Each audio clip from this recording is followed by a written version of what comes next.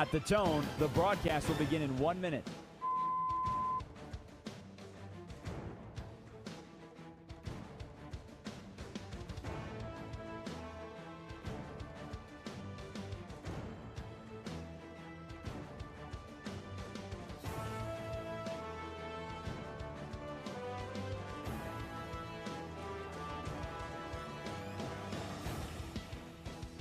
Stations, this is your final time check. At the tone, the broadcast will begin in 30 seconds.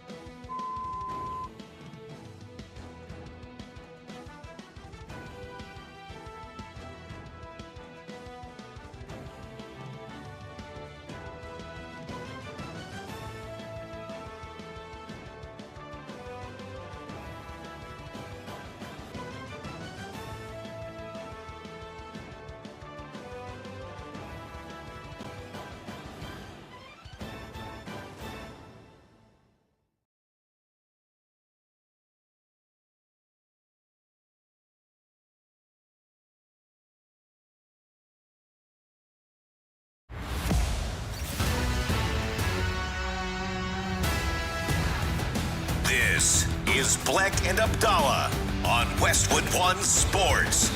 Here's Chris Bleck and Adam Abdalla. Live from Chicago, it's Bleck and Abdalla. And how about this? The Browns named Deshaun Watson the starting quarterback for this season. And Browns fans, Deshaun Watson is not happy that you're not happy with him. He does not like that you don't like him. Poor Deshaun Watson. That's the message that he conveyed after the game on Saturday from the preseason matchup. But he does not like getting booed. He does not like that you don't like him. But guess what, Cleveland? He's your starting quarterback for this season. And honestly, I don't know if I could name a worse leader for a franchise than Deshaun Watson.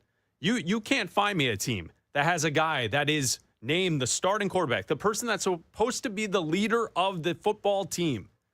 He's the leader. He's got to be the worst leader in all football. Hands down. There is no way. He's not leading anyone to anything except for a pity party for himself. It was pathetic to hear him talk the other night and to be upset that Browns fans don't like him. What a shock. That's the latest news. It's Bleck and Abdalla here on Westwood One Sports and the Westwood One Sports app. You can also listen to us on Sirius XM channel 375. All of our great radio affiliates around the country. The news this morning, Abdalla, is that Deshaun Watson's named the starter for the Cleveland Browns. Look, I'm not surprised by the decision that was made by Todd Monken or ownership earlier today that Deshaun Watson will be the starter. Todd Monken is supposed to address the media in about 45 minutes. About 45, 50 minutes. And so he'll speak and officially name Deshaun Watson and tell everybody why Deshaun Watson. And the reason will be that Deshaun Watson, despite what fans saw and booed on Saturday in the preseason game, which was 5 of 12 for 36 yards and an interception and a few yards rushing. I believe it was like 15 yards rushing or whatever like that. But despite that, he will say that in practice and in training camp, Deshaun Watson has looked better than Shedeur Sanders. And look, he's not a good representative of the Browns. He's not a good representative of that city. He's not a good representative of that fan base. He's a bad person.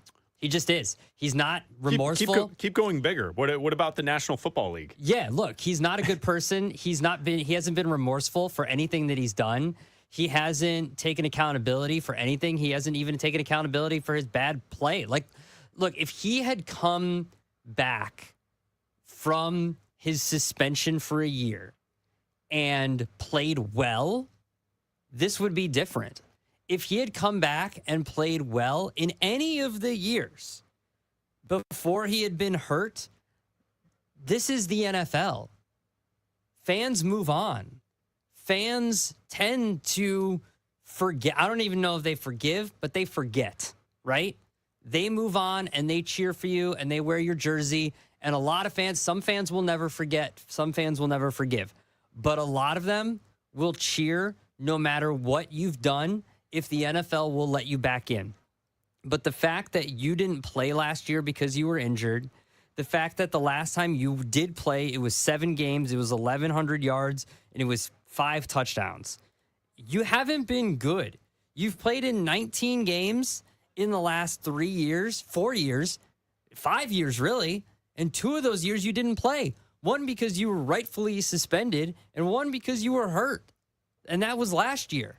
And to not be remorseful about anything that you've done, and to be so tone deaf as to why fans are booing you is absolutely ridiculous. Let's go back to Saturday night. This is Deshaun Watson talking to the media after the game, responding to the fans booing him for the first time that they've seen him in uniform in Cleveland since he tore his Achilles. Man, I didn't have no reaction. I think the biggest thing is, I think you guys know too, and I think the whole world knows. It has nothing to do about the performance. It's a little bit personal than that. So, I think that's it's a disrespectful thing. Yeah, I mean, I'm gonna keep whatever I feel with me and my family internally on how I feel about that, and yeah, just move on. But don't you think, Deshaun, that winning and playing better would eliminate some of that booing? Last time I played on this field, I tore my Achilles. And that same fan base, they cheered when I got hurt. So does that have to do with, what does that have to do with anything about performance? When a person get hurt, especially for your own city, and they cheer. Does any of that make you regret coming here? No, I don't regret anything in my life. He doesn't regret anything. He just doesn't want you to boo him for his poor play or what he's done off the field. Yeah, and Abdalla, like what you mentioned, I think makes so much sense. Could you imagine, like, the other way you handle this is like, yeah, I'm playing poorly. Yeah, the fans are booing me. I'm sorry for what I did. I need to earn back trust from people. Like, that would be a totally different message than the way Deshaun Watson has handled this the entire time. He takes offense to someone booing him, to being upset that he's their quarterback. He's taken offense. And clearly, he has a problem with the fact that people have a problem with him. That's what it is. Yes. He clearly has a problem with it. Now, whether or not that has affected his game on the field as well, it's possible. Mm-hmm. He might be the type of person that has such a need for his ego to be inflated that because people are openly rooting against him, maybe that is why he's played poorly the last couple of times when he's been healthy and out there. Mm-hmm. I don't know. He used to be really good. For a brief period of time in the NFL, he was of the conversation with Patrick Mahomes as like the 2 next great quarterbacks that the league will see for years into the future. It didn't happen. Obviously, things happened in his life. He does not regret anything. He's very open to that. And he does not like the fact that Browns fans don't like him. Yeah. Tough. Mm-hmm. And what I think is even more fascinating about the Browns situation is, like, they don't have to do this, right? Like, they could easily just go to Shedeur Sanders, who clearly is not a better player. Yeah. Because why would you deal with this circus? If Sanders is close to being the better player, you play Sanders. Yeah. So you don't have to deal with this. Again, because I say that this is the worst leader for a football team that we see in the NFL, right? So, like, you would go with Sanders if it was close. But clearly, Deshaun Watson has the leg up because he's a better quarterback. And when you see Shedeur Sanders not being able to compete at the highest level, that's where the Browns are in a situation where wouldn't the PR conversation be easier to just play Sanders and then go to Gabriel if that happens and have Shedeur be the 3rd-string quarterback the entire year and just don't make him active on game day and have him be the emergency quarterback and just – because, like, right, like, I know contract-wise, they can't just let him go. They can't cut him because – and so they're in a tough spot, but you could make him inactive game day unless he's the emergency quarterback. Like, you don't have to put up with this nonsense of him, having a problem with Browns fans. You could. You can't cut him. It's $85 million in dead cap that you'd have to pay out, and it would cripple your franchise this year. You can't do it. Next year, if you do it post June 1st, it's $35 million in dead cap. You can handle that, and you save $1 million. Whatever, that's nothing. But still, it's tolerable next year. He will not be on this roster next year. That being said, this is and has to be, and Todd Monken will never say this, obviously, because he's not a new head coach. He's not going to burn any bridges. He's not going to say that ownership made him do this. This has to be 100% ownership saying, we're paying this dude an insane amount of money. I don't care what he said. You got to go out there because it's easier to go from Watson to Shedeur than it is to go from Shedeur to Watson. It just is. Well, I mean, I laid out, like, you don't have to play him at all. You can make him the third string. I understand You that. drafted another quarterback ahead of Shedeur last year, Dylan Gabriel. But because of the contract and ownership paying the money, everyone's got a boss. And if your boss is telling you to do something, you have to do it. And we don't know if this is happening, but the way it seems like it, and if he's still on this roster, the way it seems like it is that ownership is telling Todd Monken, you have to start and at least get a couple weeks to see if this is working. And if it's not, then by all means, go to Shedeur Sanders. And if then that's not working, then it's Dylan Gabriel time. Because you have to find out if there's anything on there. That's what ownership is telling me. There's not. I would do what you're doing, what you say to do. Practice squad him, third string him. I don't care.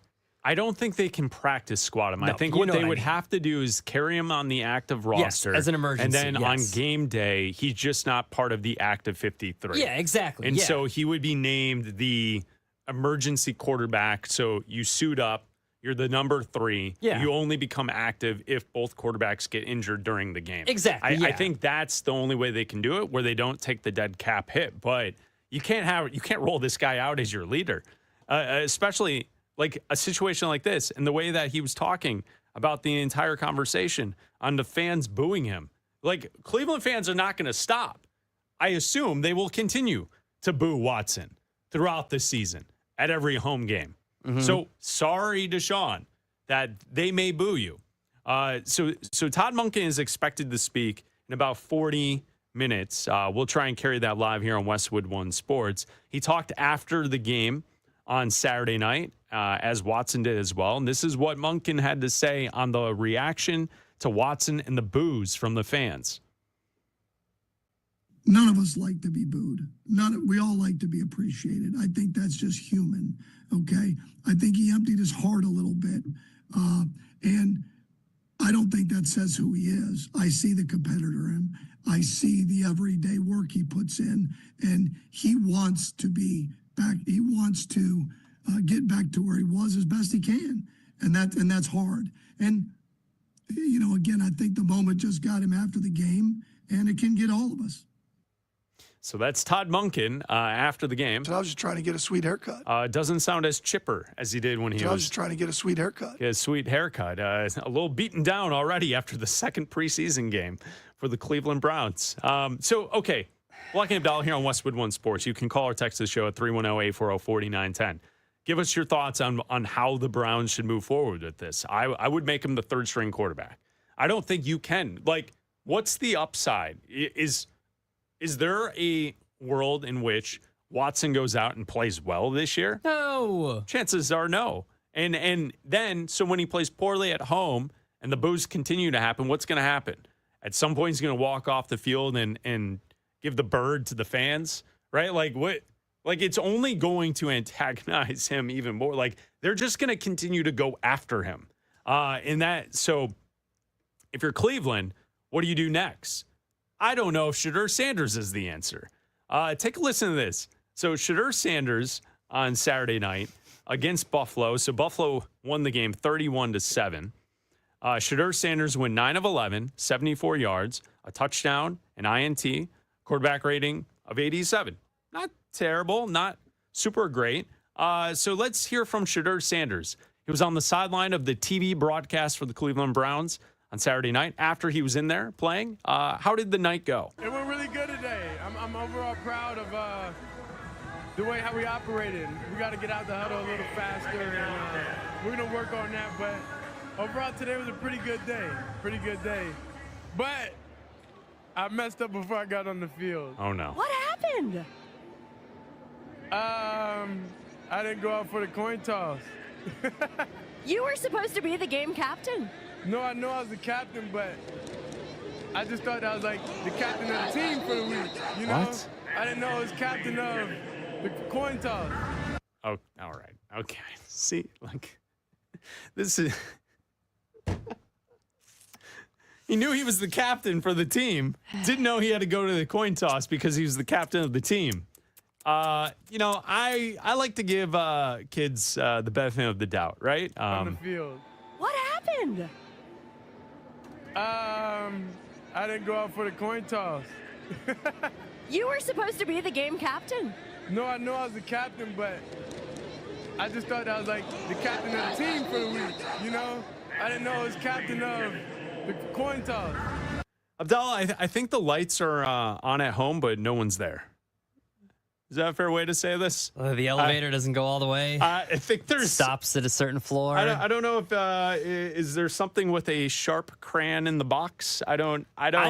There's something amiss there. Does that explain how Sanders can't overcome and take over Deshaun Watson and his bad, salty attitude over Browns fans who don't like him? Like, look, Shadur, what the hell's going on there, man? At least with Shadur, he looked better. I believe on his first drive, he was like 8 of 8. And like he looked decent. He looked better. He looked more in command of the offense. And then if you're going to get gems like that, at least it's not a complete downer. At least I'm not worried about him stepping to the podium and embarrassing himself in a bad way. Like, that's not the best look, but it's still fine. He sounds nice. Yeah. It's not all there, but he sounds like a nice guy. Listen, no one has ever said, right, that Shadur is an ass, right? No one has ever been like, I don't like this kid because he's a bad guy. I don't like this kid because, you know, he's bad to his teammates or he's a diva or anything. No one's ever said that. I just don't think he's that good as a quarterback. Like, that simple as that, you know?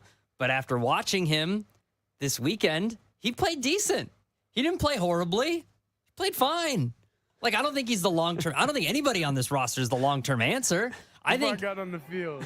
What happened? What happened? I didn't go out for the coin toss. You were supposed to be the game captain.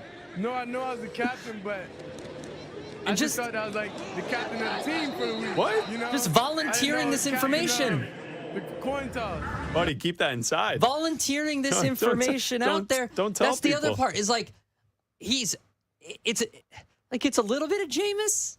Like, it's just endearing. Like, it's like, that's funny. Aloof. Yeah. Unaware. Like that. Look, like him not going out for the coin toss is not the worst thing in the world. It's kind of funny, right? It's kind of funny. So there's nothing wrong with that. I don't mind it. No, right. It's just, doesn't it paint a larger picture of what the Browns are dealing with in their quarterback room? Yeah. Is that you got one guy who's mad at the fan base. The other guy doesn't know where he's at. Yeah. He's trying to fight for the starting job. Got on the field. What happened? I didn't go out for the coin toss. You were supposed to be the game captain. The laugh kills me.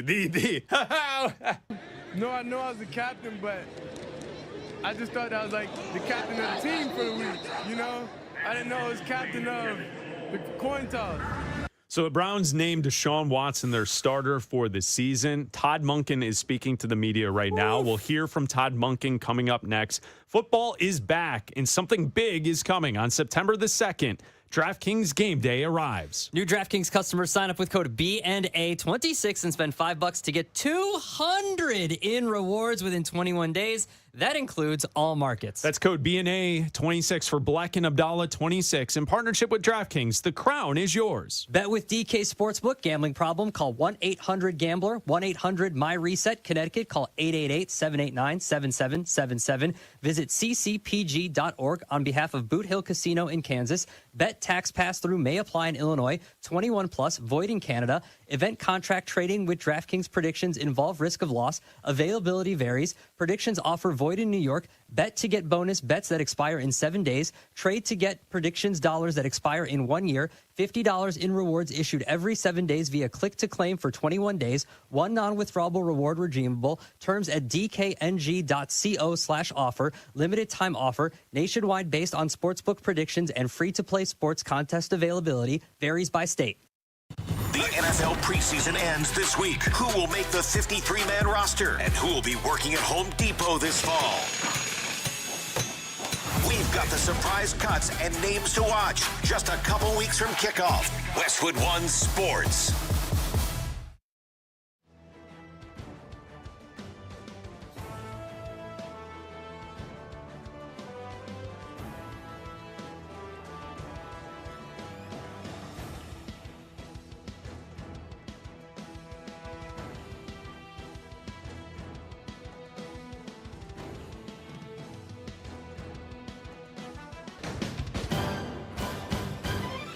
At the tone, the broadcast will begin in 4 minutes, 30 seconds.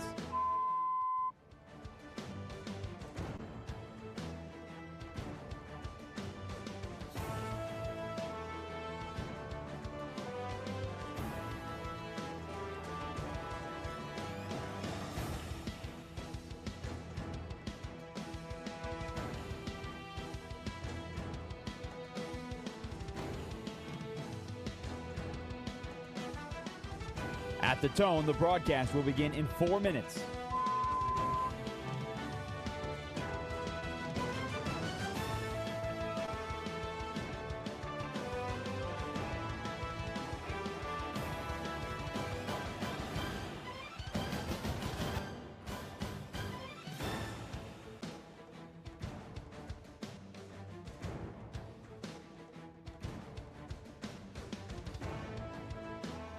At the tone, the broadcast will be in 3 minutes and 30 seconds.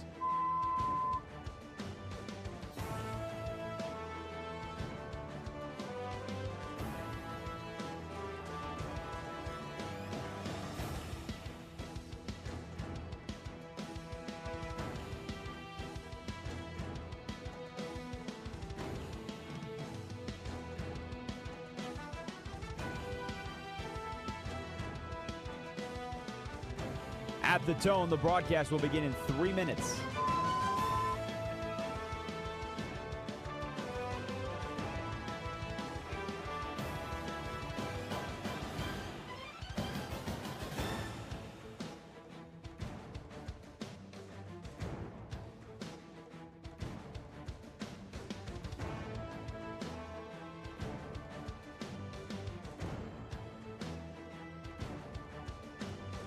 At the tone, the broadcast will begin in 2 minutes, 30 seconds.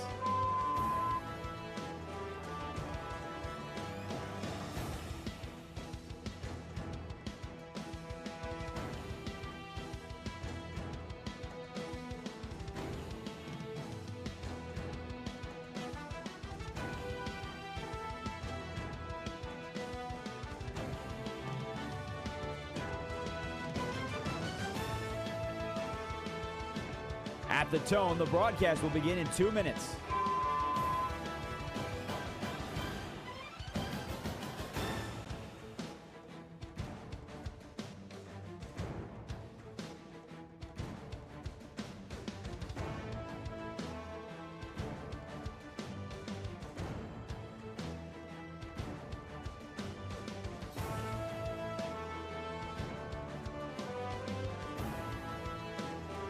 At the tone, the broadcast will begin in 1 minute, 30 seconds.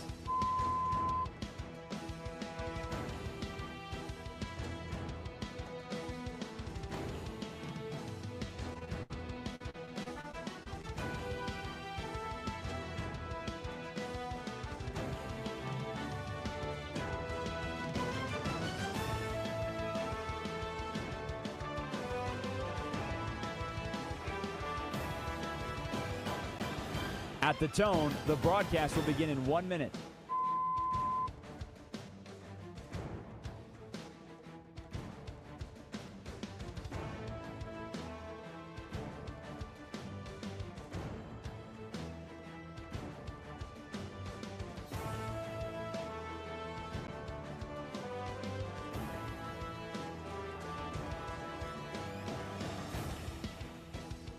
Stations, this is your final time check. At the tone, the broadcast will begin in 30 seconds.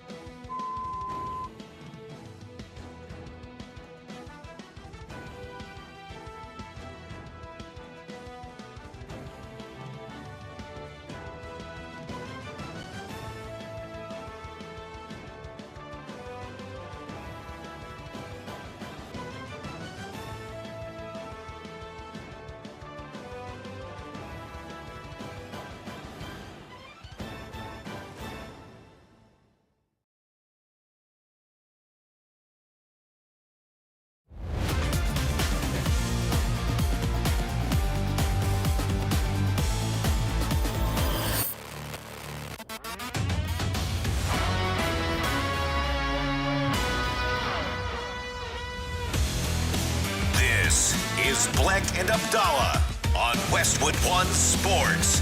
Here's Chris Bleck and Adam Abdalla. The Cleveland Browns name Deshaun Watson the starting quarterback for the upcoming season. We've been talking about it here on the show. Deshaun Watson does not like getting booed at home. He is not looking to earn your respect back, Browns fans. He wants you to stop booing him. He doesn't like it. He says it's personal. It's disrespectful. You are disrespecting Deshaun Watson. Poor baby. What a great situation the Cleveland Browns have. So he's named the starter.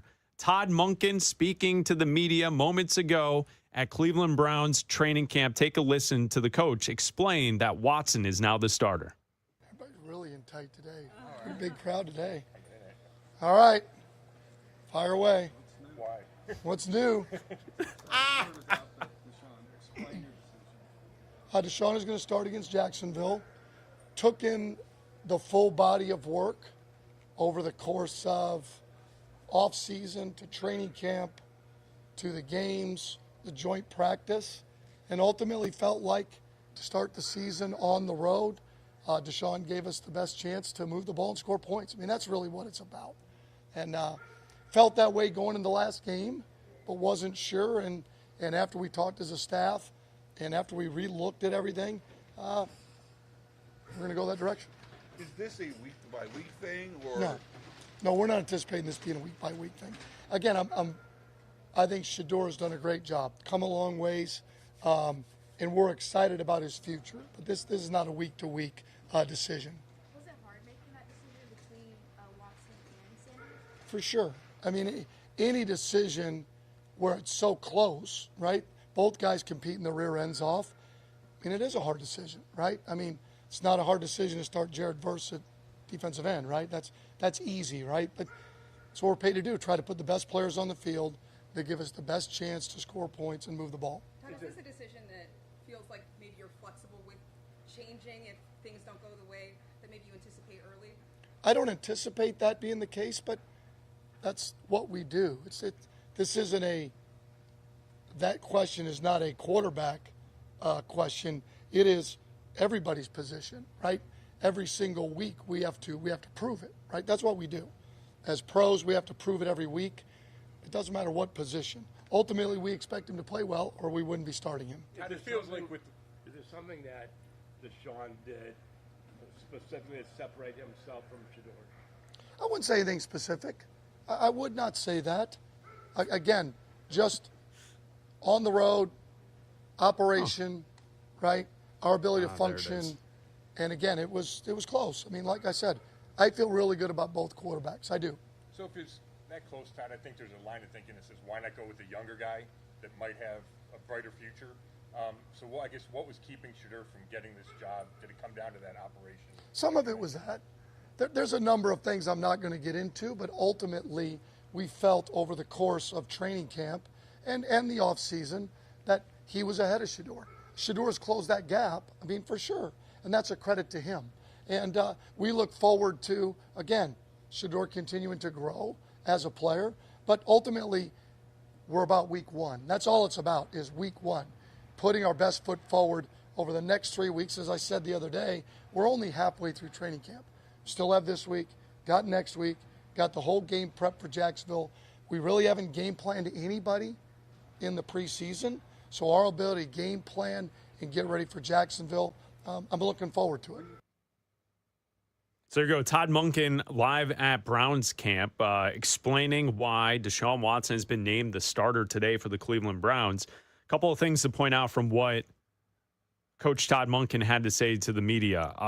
Obviously, scoring points on the road is something to why they went with Watson and not Shedeur Sanders. He also confirmed this will not be a week-by-week thing.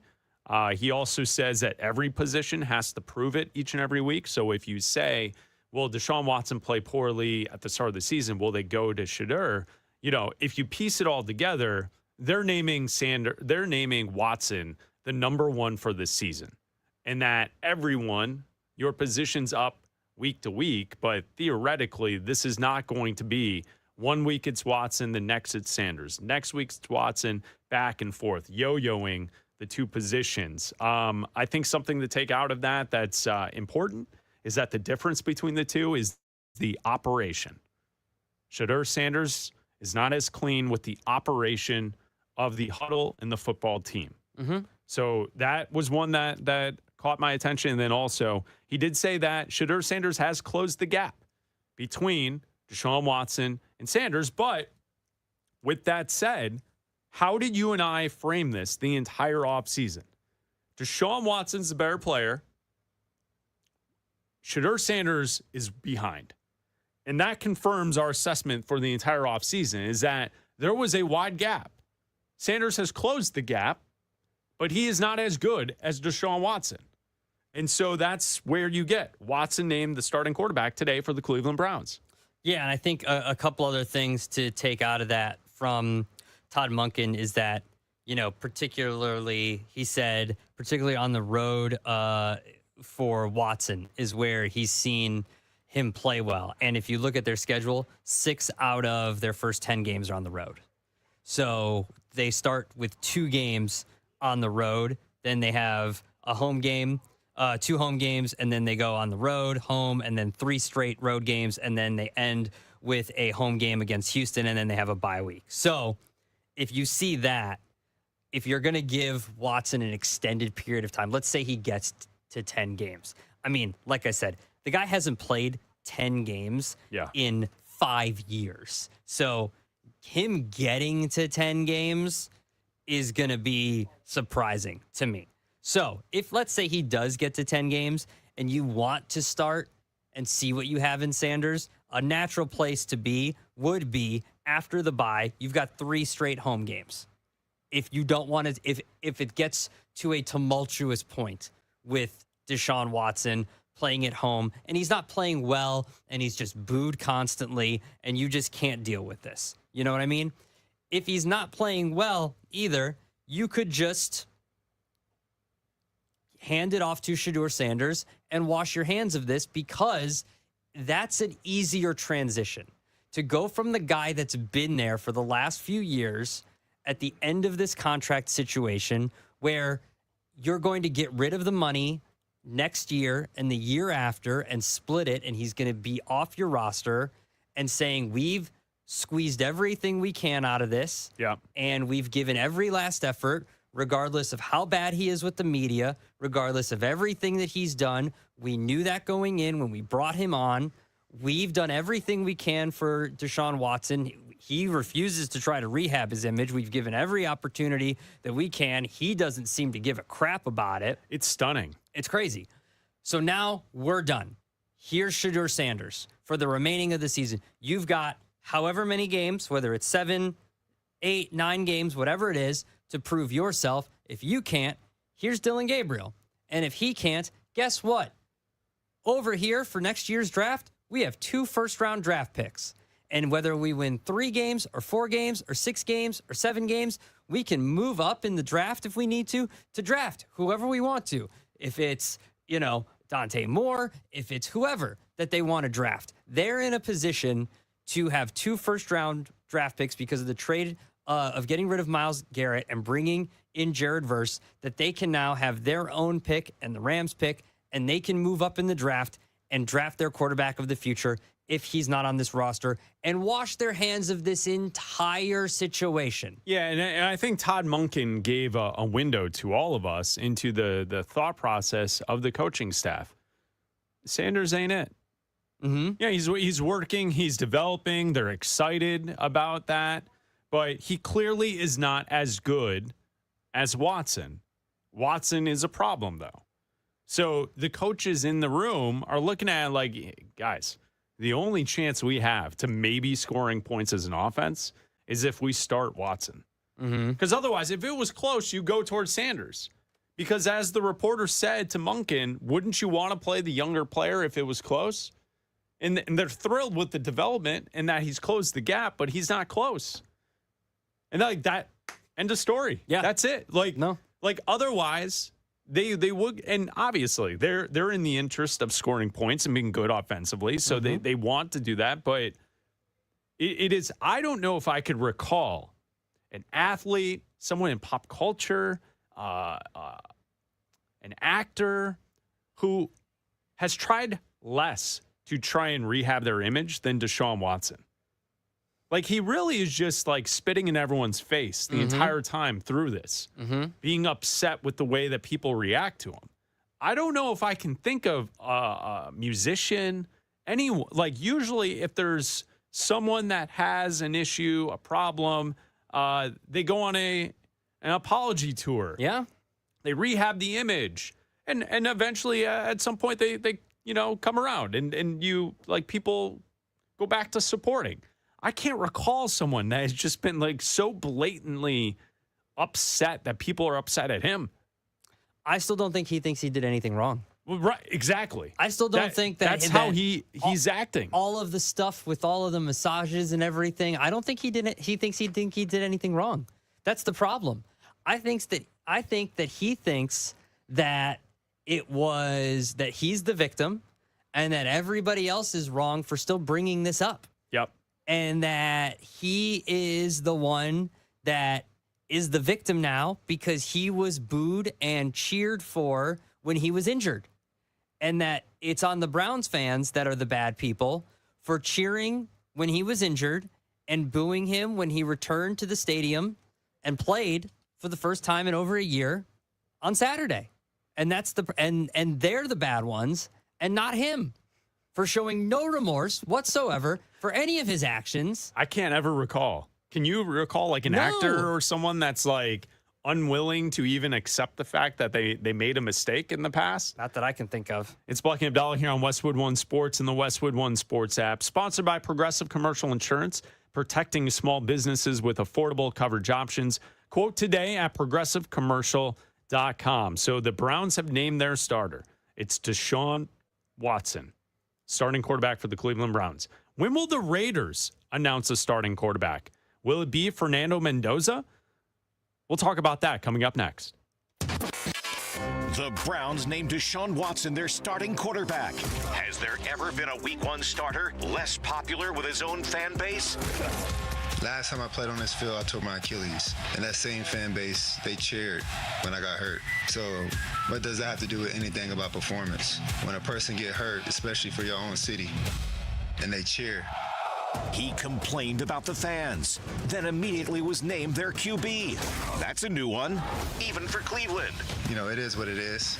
Sometimes, the tables turn. Westwood One Sports.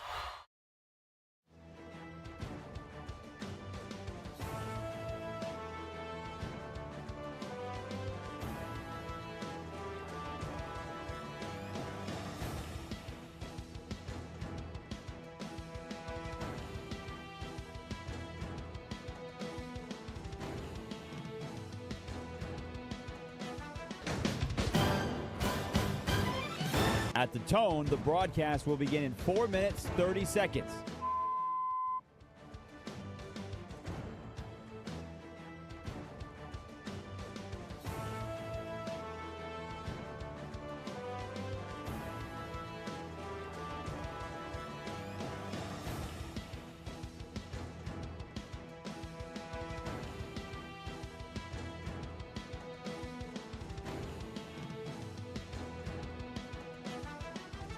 At the tone, the broadcast will begin in 4 minutes.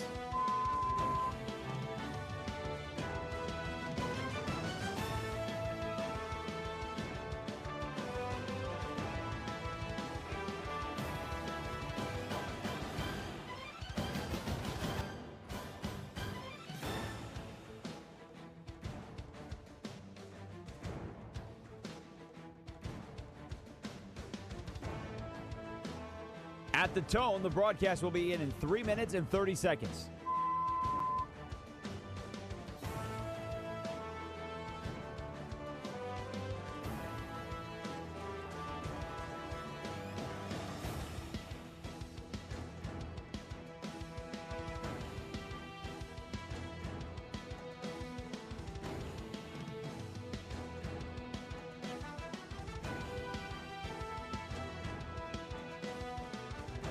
At the tone, the broadcast will begin in 3 minutes.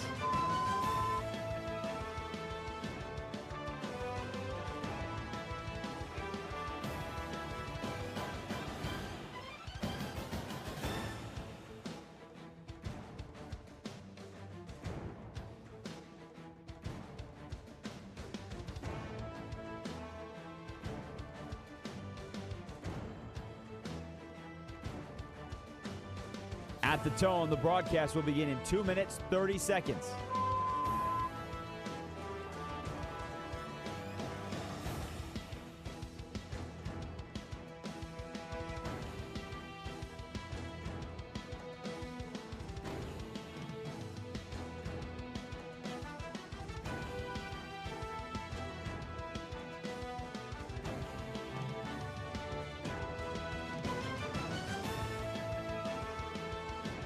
At the tone, the broadcast will begin in 2 minutes.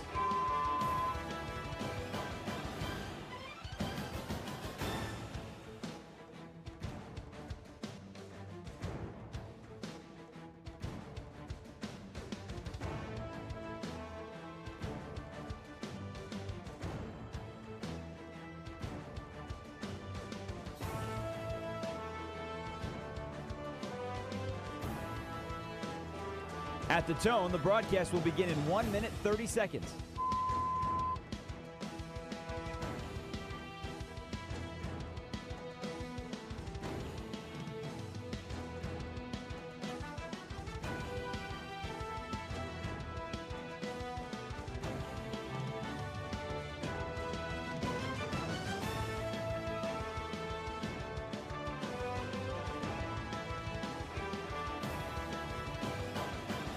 At the tone, the broadcast will begin in 1 minute.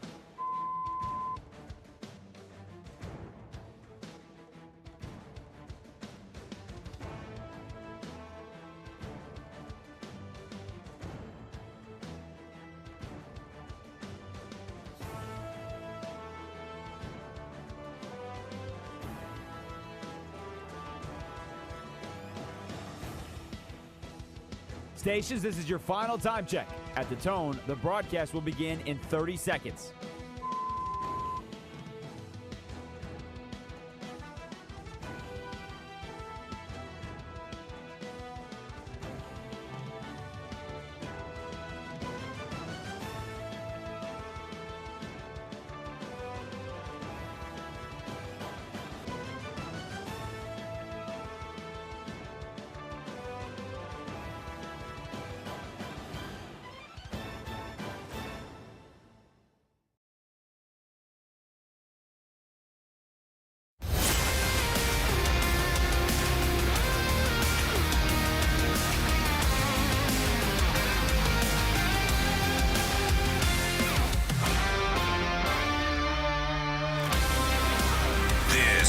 is Bleck and Abdalla on Westwood One Sports.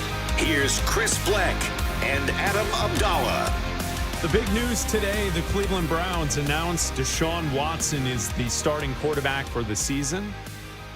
Todd Monken spoke a little bit ago explaining that Watson is the player on the road to start the season that could give the offense for the Browns the best chance to score points.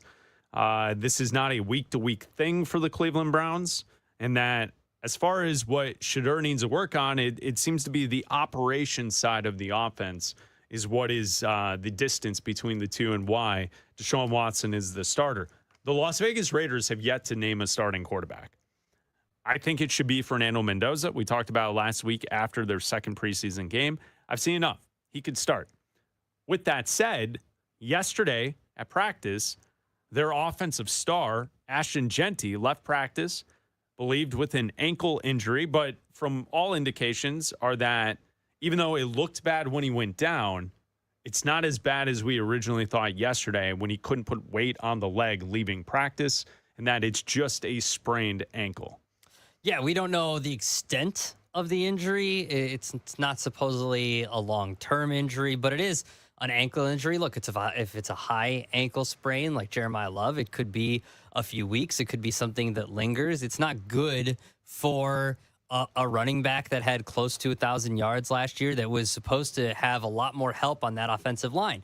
That offensive line, the Raiders, they went out and spent a lot of money on Tyler Linderbaum. They added another guard. This was supposed to be a much improved offensive line that was supposed to get also better quarterback play, and they were supposed to utilize Ashton Jeanty a lot better as a weapon to help out, whether it's Kirk Cousins for a few starts and eventually the future of the franchise, Fernando Mendoza, and Jeanty is supposed to be a big part of that. But it is better news because there were a lot of wild rumors going around yesterday that it was going to be a much longer-term injury than just an ankle sprain. So with that said, if Ashton Jeanty can't go week one, do you need him out there playing healthy to say, okay, let's shift and go with the young rookie quarterback? I personally don't think that matters.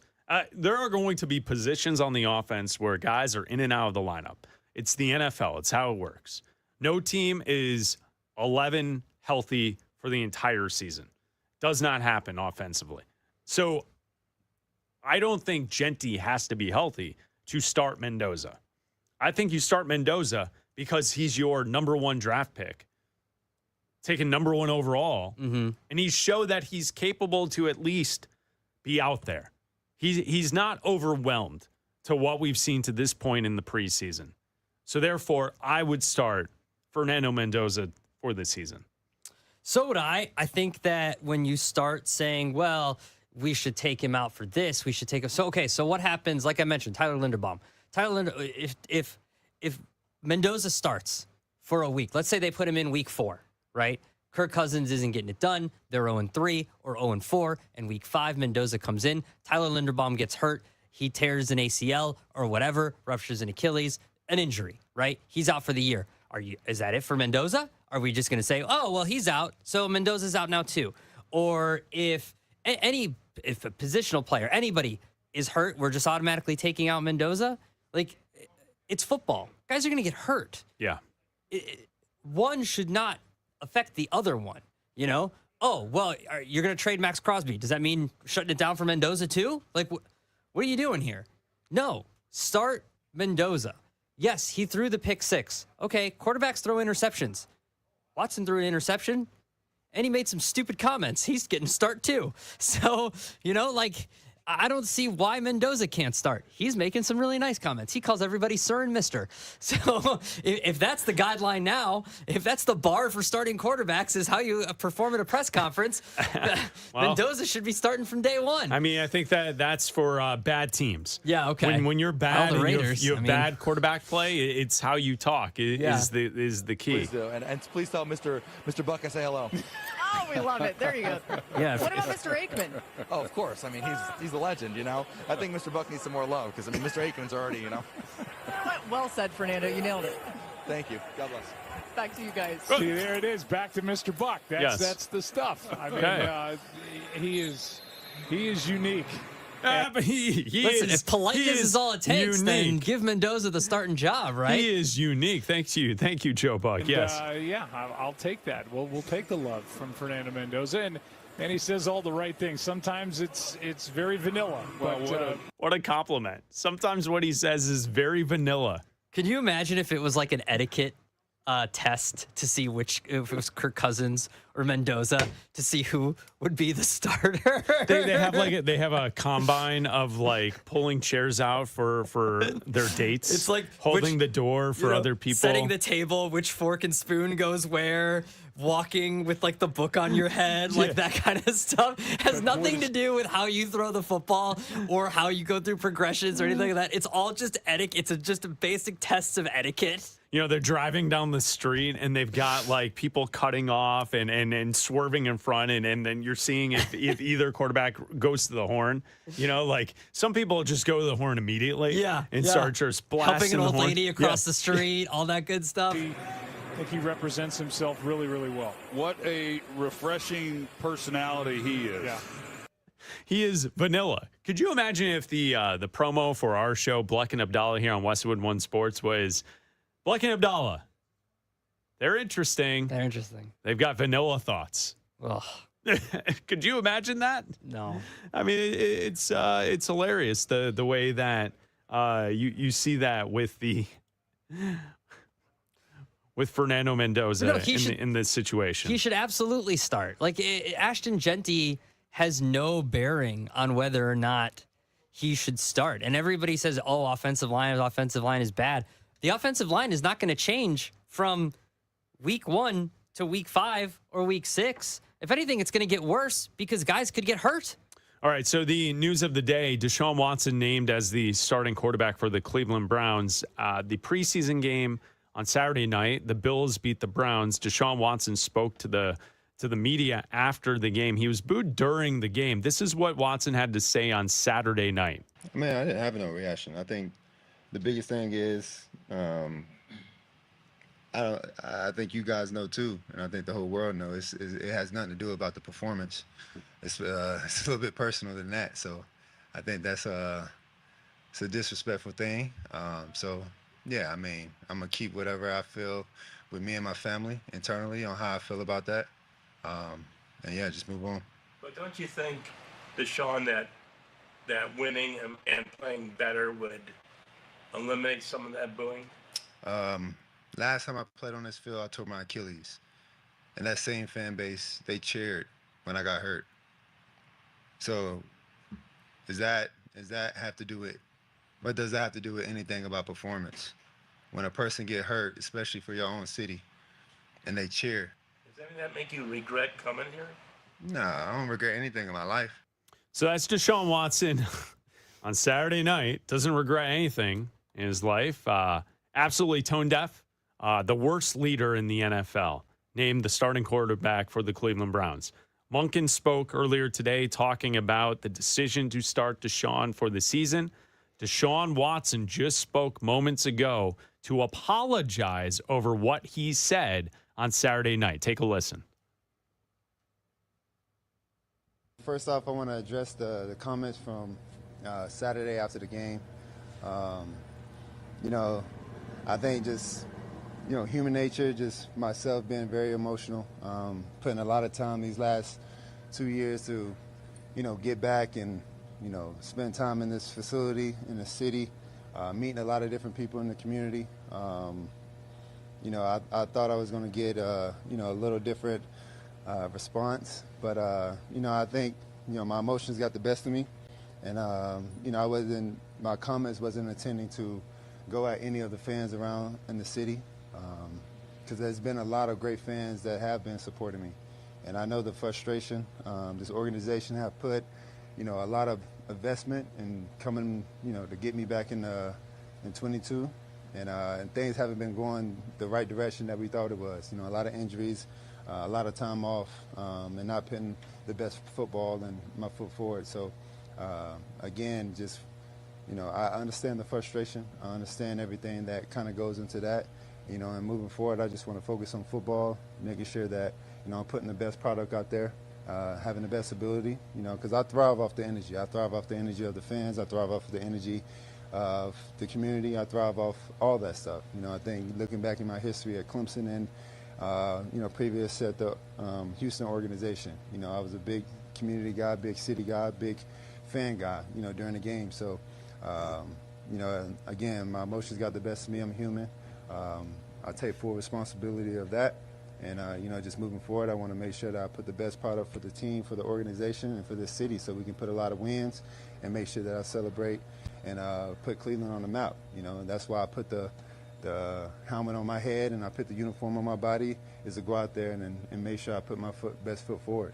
And that was one of the reasons why I chose this city, is to come and have a lot of wins with this community, with this city, and make sure that we, on the right track so we can have a lot of, celebrations and a lot of excitement to go each and every Sunday. So, again, moving forward, I just want to make sure that, I can give the city something to, think about, in the first 2 games, and when we come back home, that we have something to cheer about and we can celebrate and go do what we want to do, and that's achieve the ultimate goal and go win and be a champion. So there you go, Deshaun Watson responding to the fans being upset that he was upset that they booed him on Saturday night. The funniest part about that is Deshaun Watson, big fan guy. Big fan guy. He's a big fan guy. He's a big fan guy. Big city guy, big fan guy. Big city guy, big fan guy, big people person. Big word guy, too. There was a lot of words, and I don't really get a lot out of that. No, he spoke. There were things being said. Other than... It was there. I'm sorry that you were offended by what I said. I'm sorry that you were offended, that I was offended, that you were offended, so then you booed, and now I'm upset. But now the PR team told me that I have to apologize because they gave me a talking to behind the scenes. Yep. All right, Bleck and Abdalla, we will react to Deshaun Watson, his apology, coming up next. This is Westwood One Sports.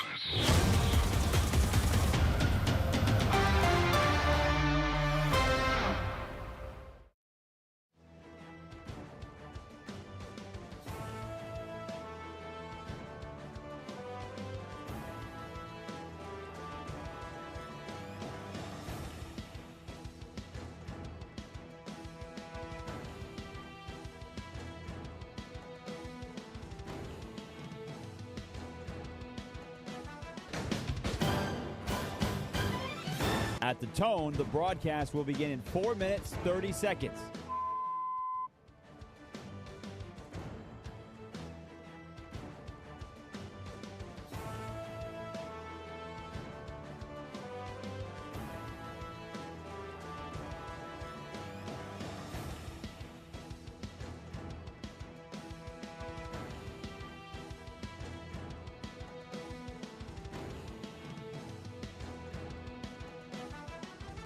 At the tone, the broadcast will begin in 4 minutes.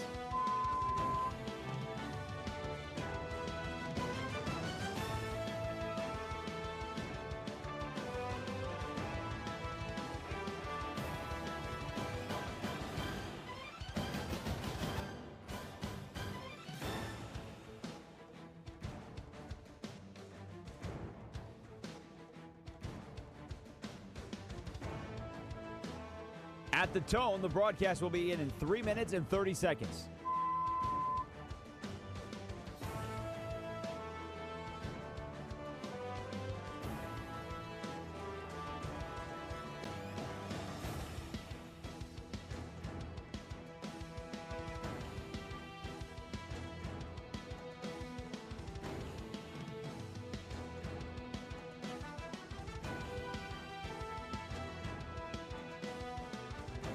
At the tone, the broadcast will begin in 3 minutes.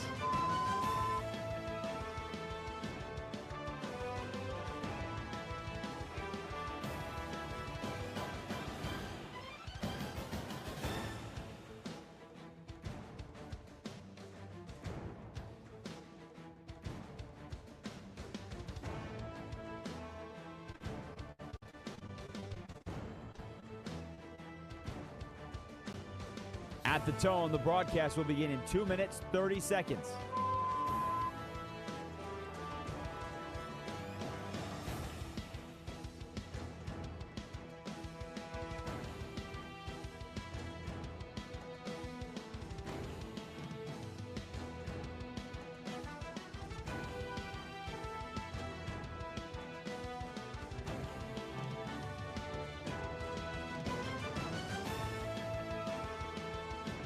At the tone, the broadcast will begin in 2 minutes.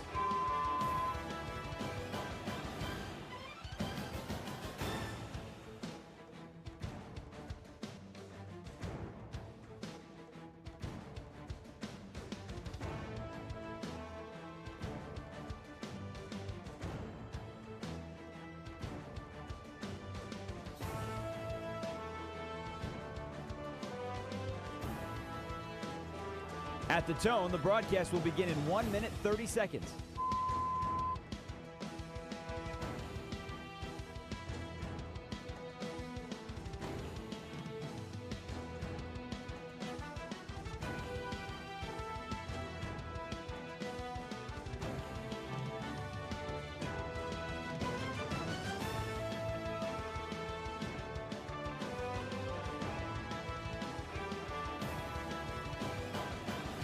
At the tone, the broadcast will begin in 1 minute.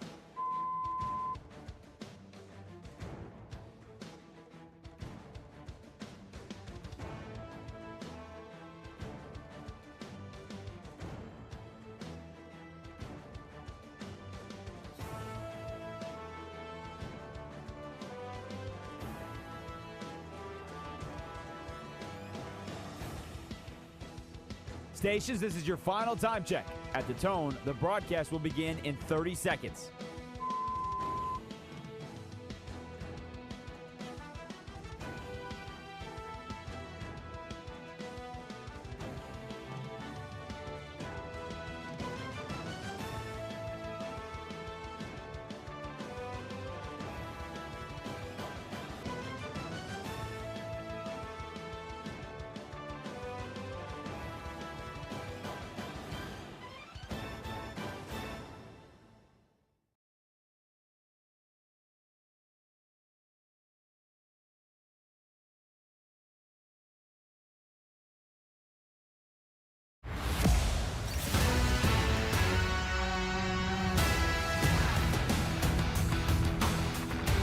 This is Bleck and Abdalla on Westwood One Sports. Here's Chris Bleck and Adam Abdalla. Live from Chicago each and every day, it's Bleck and Abdalla here on Westwood One Sports. I mean, we should be in Cleveland. I mean, so far, the Cleveland Browns have dominated the Bleck and Abdalla show to start today's show. Not only the comments from Deshaun Watson from over the weekend, the fact that he was named starter earlier today. Todd Monken spoke to the media explaining that on the road to score points, Deshaun Watson gives the Cleveland Browns the best opportunity to do so, to head into the season.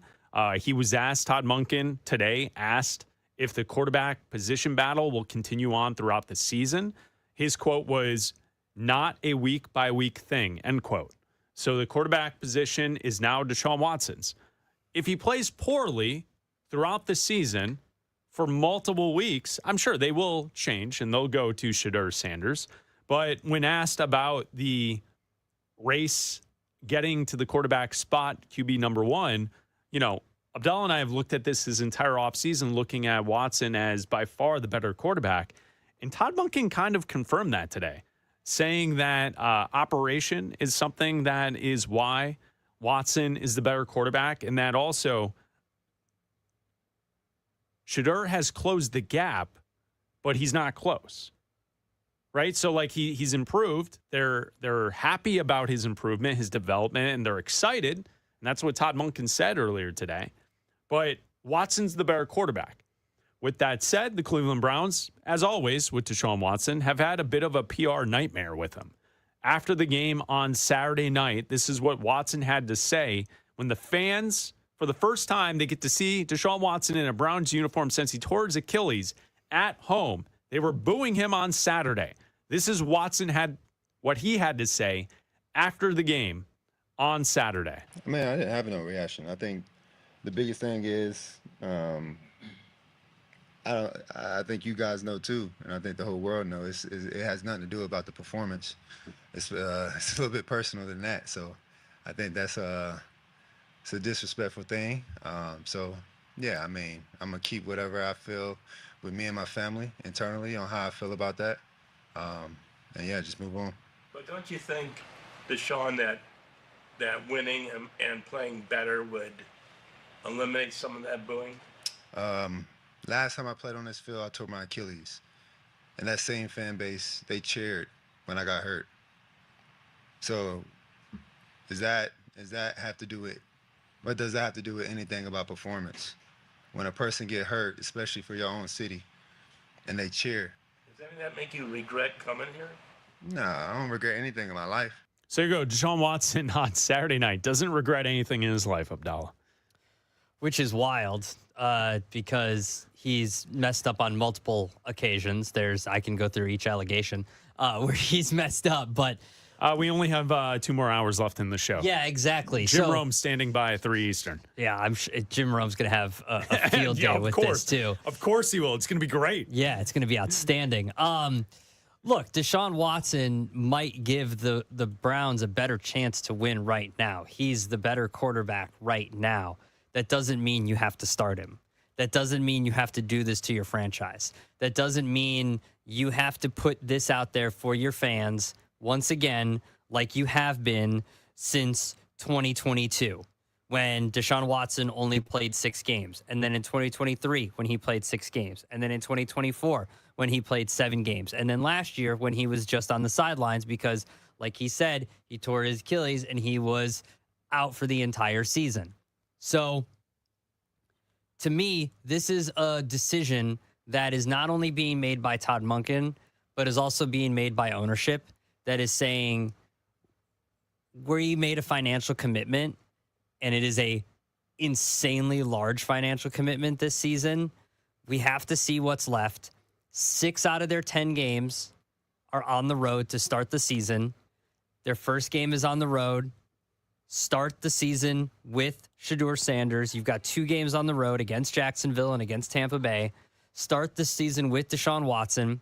If he's not good, it's much easier to sell to the fan base going from Watson to Sanders than saying, well, look, I mean, after what he said to the fan base on Saturday, could you imagine having to go from Shedeur to Watson? Like, that's a much harder sell. Yeah, sure. I get that. I get that. It's a much easy. It would be easier to go from Sanders to Gabriel and not even have to deal with Watson, but you're paying him an insane amount of money. So this is what ownership, I believe, is telling Monken to do, is saying, look, he's a better quarterback. He gives you a better chance. And Monken will say it. He gives us a better chance to win. On the road, he doesn't have to deal with the fans. He does have to deal with road fans. I'm sure they're going to boom just as loud. But at home, they've got 2 games in the first, 5 games. And if he doesn't perform well in those first 5 games, I would imagine there's a point we see Shedeur Sanders. And like you said, Todd Monken said he's closing the gap. And at a certain point, you will see Shedeur Sanders. The track record is, out of the last 5 years, one of them, he wasn't allowed to play by the NFL. And one of them, his body didn't let him play because he tore his Achilles. And he's played 19 games in the last 5 years. So odds are, whether it's by play or by injury, you will see Shedeur Sanders. And Shedeur Sanders will be given an opportunity to prove that he can be the future of the Cleveland Browns. And if not, then maybe they'll go to Dillon Gabriel, maybe not. And I would be willing to bet that the Cleveland Browns are once again drafting a quarterback in the first round of next year's draft. So moments ago, Deshaun Watson spoke to the media. Now, obviously, the PR team has talked to him that you need to apologize for saying that you thought that the fans are being disrespectful to you and being upset that they booed you. So here you go. Here's Deshaun Watson moments ago from Browns training camp with the PR message to clean up what he said on Saturday night. Take a listen. This is from moments ago. First off, I want to address the comments from Saturday after the game. I think just, human nature, just myself being very emotional, putting a lot of time these last 2 years to, get back and, spend time in this facility, in the city, meeting a lot of different people in the community. I thought I was going to get, a little different response, but, I think, my emotions got the best of me. And, my comments wasn't intending to go at any of the fans around in the city, because there's been a lot of great fans that have been supporting me. And I know the frustration. This organization have put, a lot of investment in coming, to get me back in 22. And things haven't been going the right direction that we thought it was. A lot of injuries, a lot of time off, and not putting the best football and my foot forward. So, again, just, I understand the frustration. I understand everything that kind of goes into that. And moving forward, I just want to focus on football, making sure that, I'm putting the best product out there, having the best ability, because I thrive off the energy. I thrive off the energy of the fans. I thrive off the energy of the community. I thrive off all that stuff. I think looking back in my history at Clemson and, previous at the Houston organization, I was a big community guy, big city guy, big fan guy, during the game. So, again, my emotions got the best of me. I'm human. I take full responsibility of that. And, just moving forward, I want to make sure that I put the best product for the team, for the organization, and for this city so we can put a lot of wins and make sure that I celebrate and put Cleveland on the map. And that's why I put the helmet on my head and I put the uniform on my body, is to go out there and make sure I put my best foot forward. And that was one of the reasons why I chose this city, is to come and have a lot of wins with this community, with this city, and make sure that we on the right track so we can have a lot of, celebrations and a lot of excitement to go each and every Sunday. So, again, moving forward, I just want to make sure that, I can give the city something to, think about, in the first 2 games. And, when we come back home, that we have something to cheer about and we can celebrate and, go do what we want to do. And that's achieve the ultimate goal and go win and, be a champion. Boy, he better play better, right, in those first 2 road games, because when he comes back to Cleveland with the fans, if the Browns are not 2-0 and he's playing great, they will absolutely boo him. Rightfully so. They should. That's how they should handle this. They should continue to boo him. They should boo him every single game. Boo him. Boo this man. Where's the win? Where's the win? Well, I'm not even looking at the schedule. I'm just saying. At the schedule. I'm just saying Browns fans should continue to boo him. I don't know how many days we are away. We'll get to that with the summer of football. You've got the countdown. I know you do. Don't tell me. I'll figure it out. I'm guessing we're 16 days away, if I had to do my math right. Yep. And so let's see. Jacksonville, loss. Tampa, loss. Carolina, probably a loss. Pittsburgh, loss. Jets, loss. Baltimore, loss. Tennessee, debatable. Pittsburgh, again, loss. Saints, debatable. I didn't know we were doing win-loss on the Cleveland Browns this year. Houston, loss. I didn't know that was the case. My point is, there's like 2 wins in the first 10 games that I could see them winning here. Again, it's the NFL. Anything can happen. But in those first 5 games, Jacksonville, Tampa, Carolina, Pittsburgh, New York, like those are tough games. Those are all Jacksonville, Tampa, Carolina was a playoff team last year. Pittsburgh was a playoff team last year. The Jets have a good defense. Like, those are all decent teams. Now, for those who are like, well, why don't the Browns just start Shedeur Sanders? Well, Todd Monken's explained it to us this morning that they think that Watson gives them the best chance to score points on the road to start the season. This is not a week-by-week thing between the quarterbacks, that the operation is a reason to why Shedeur is not the starting quarterback, but he has closed the gap, and they're excited about him. Take a listen. This is Shedeur Sanders on the TV broadcast on Saturday night after he was in there playing. He got a chance to be interviewed by the sideline reporter. Take a listen to this. It went really good today. I'm overall proud of the way how we operated. We got to get out the huddle a little faster, and we're going to work on that. But overall, today was a pretty good day. Pretty good day. But I messed up before I got on the field. What happened? I didn't go out for the coin toss. You were supposed to be the game captain. No, I know I was the captain, but I just thought I was like the captain of the team for the week. You know? I didn't know I was captain of the coin toss. But he knew he was the captain of the team for the week. He didn't know he was the captain of the coin toss. He doesn't know the duties of the captain of being one of the captains of the team. I didn't go out for the coin toss. I mean, you can't make this up, right? I didn't go out for the coin toss. That laugh is amazing. You can't make this up, dude. You get your opportunity. Am I crazy? Wasn't there like all of this talk about he deserves his chance? He needs to get his start. Yeah. He has to start. This is not fair. Mm-hmm. This is not a fair fight because Watson started a preseason game, so now Shedeur has to start a preseason game. There's all this yelling about it. All of it. All right, dude. You get your start. I didn't go out for the coin toss. You were supposed to be the game captain. No, I know I was the captain, but I just thought I was like the captain of the team for the week, you know?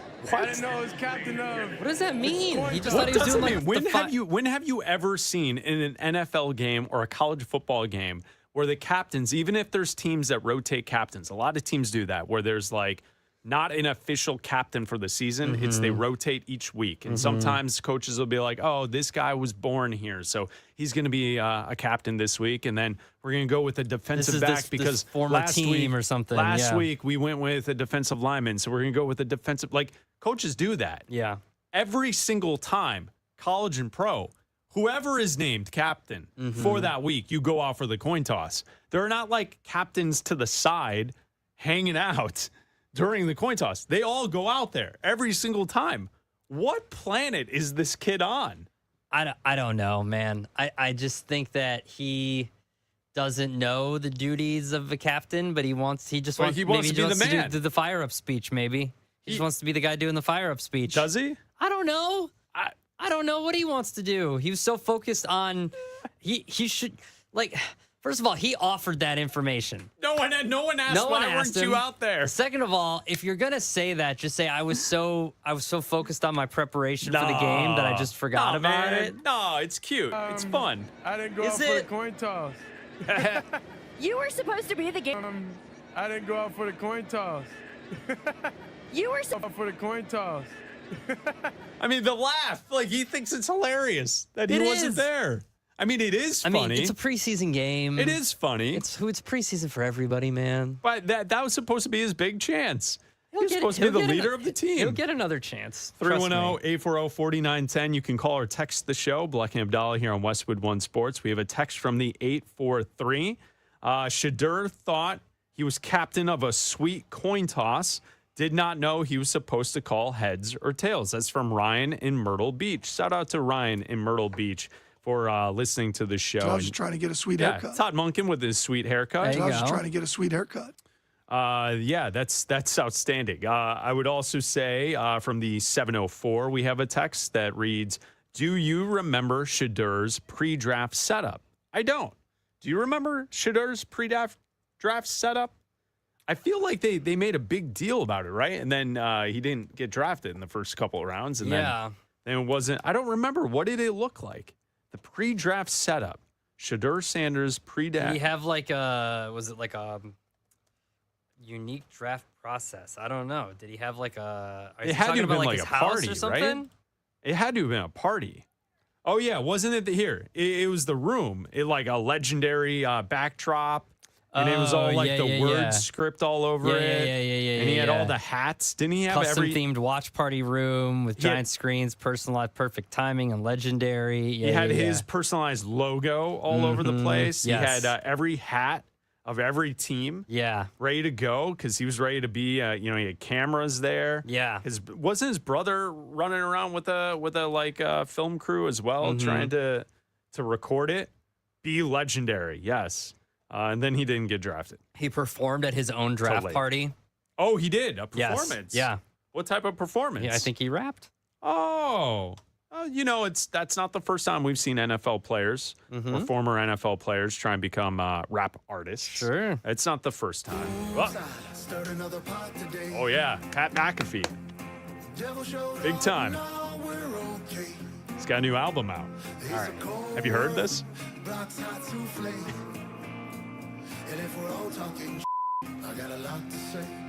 Easy. He's got a lot to say, Abdalla. I don't know if Shadur is the best or the worst. I don't know.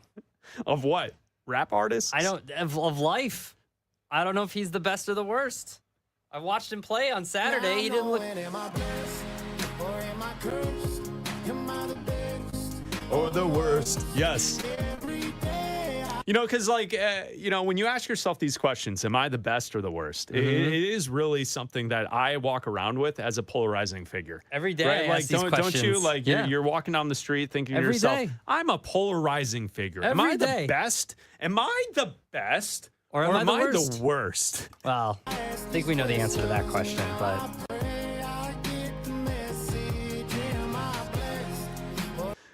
It's amazing. Yes, you're right. Okay, I remember it now. He had a performance. Yeah. He had a performance. That's great. So keep the texts coming in to Bleck Abdalla here on Westwood One Sports at 310-840-4910. We also have a text from the 815. The text reads, hi, I saw I missed a call. Who is this? I think that's a wrong number. It's Bleck and Abdalla. I think that's a wrong number text. Bleck and Abdalla. Yeah, Hi. I don't think that was meant for us. Bleck and Abdalla. I think that was meant for somebody. We'd like to talk to you about your extended warranty. Somebody else. It seems like your extended warranty is scheduled to run out soon. Would you like to renew? I think that was for somebody else. I don't think it was meant for the Bleck and Abdalla show. I don't think that text was for us. Would you like to add the undercoat to that extended warranty? Undercoat. I don't want the undercoat. It's Bleck and Abdalla here on Westwood One Sports and the Westwood One Sports app. The bust word is starting to be whispered about a top quarterback prospect.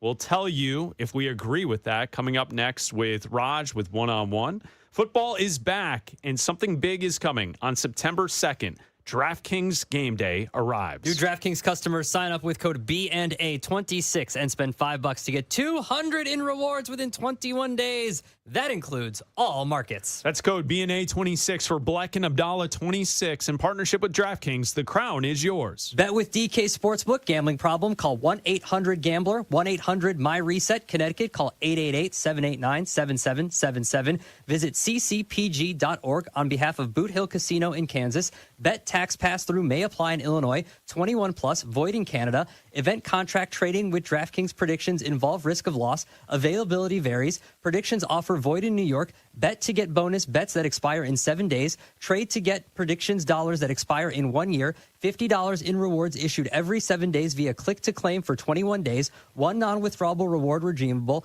Terms at dkng.co/offer. Limited time offer. Nationwide based on sportsbook predictions and free-to-play sports contest availability. Varies by state. The NFL preseason ends this week. Who will make the 53-man roster? And who will be working at Home Depot this fall? We've got the surprise cuts and names to watch. Just a couple weeks from kickoff. Westwood One Sports.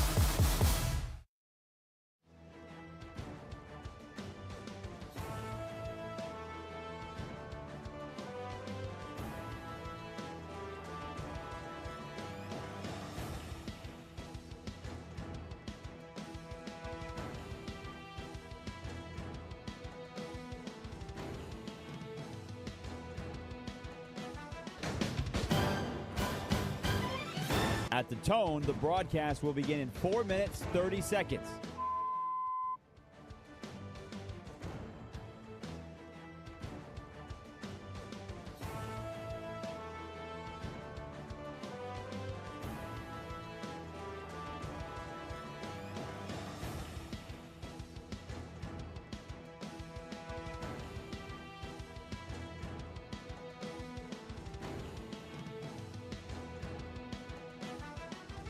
At the tone, the broadcast will begin in 4 minutes.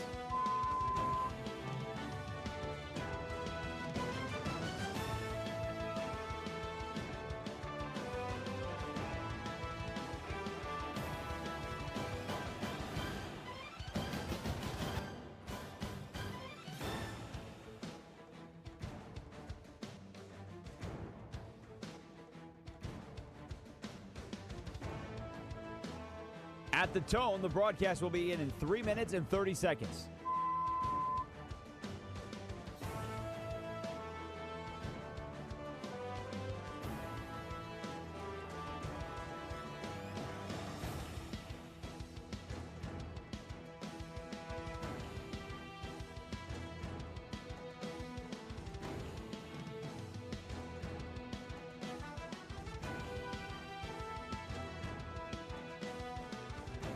At the tone, the broadcast will begin in 3 minutes.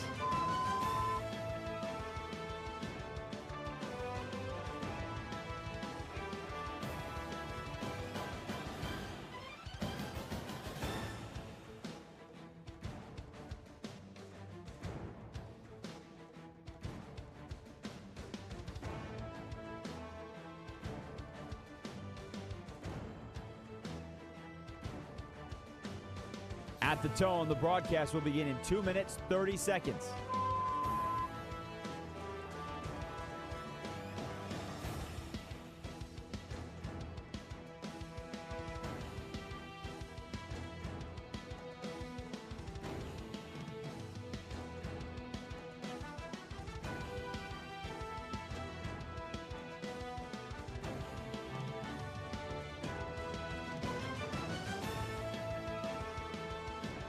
At the tone, the broadcast will begin in 2 minutes.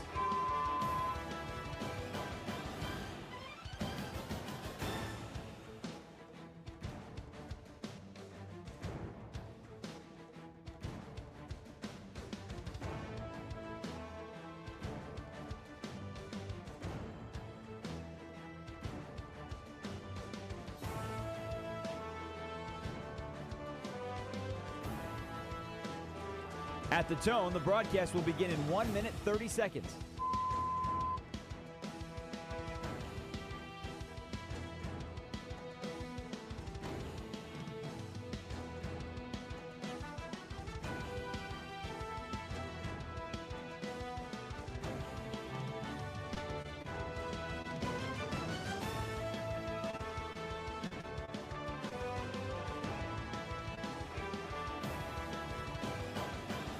At the tone, the broadcast will begin in 1 minute.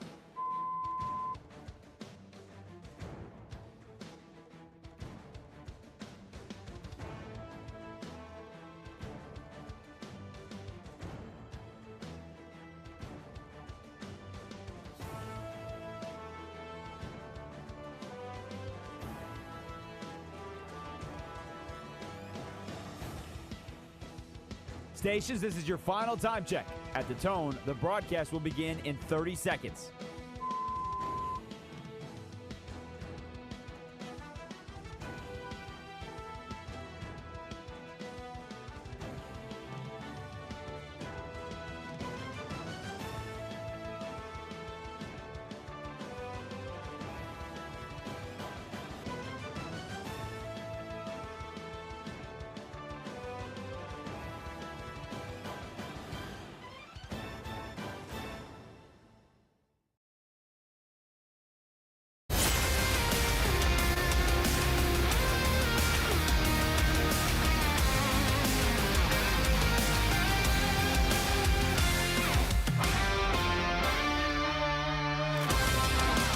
This is Bleck and Abdalla on Westwood One Sports.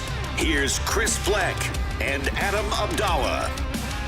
Live from Chicago each and every day. Now it's time to go on out to parts unknown in Colorado, where we find Raj Sharon. And the next question comes from the line of Raj Sharan with Westwood One. Please proceed. Please proceed. On a Monday, it's time to go one-on-one with Raj. What's up, Raj? What's up, fellas? We are going to start with the quarterback position, but not where we've been spending most of the day with the Cleveland Browns. We're going to go to over the weekend, where the B word is starting to get thrown around a little bit in social discourse around a certain quarterback, and that would be last year's #1 overall pick, Cam Ward. Starting to hear that word bust getting thrown around a little bit. Didn't look so hot in the first preseason game.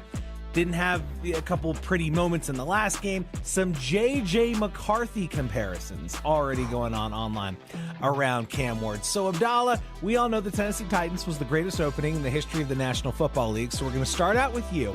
And I figured what better quarterback to compare Cam with than the guy who was picked way later in the first round of his own class. Here we go. Adam Abdalla, you are running an NFL franchise. Who would you rather have as your quarterback from last year's draft? Cam Ward or Jackson Dart? It's Cam Ward. I mean, come on. It's not even a question.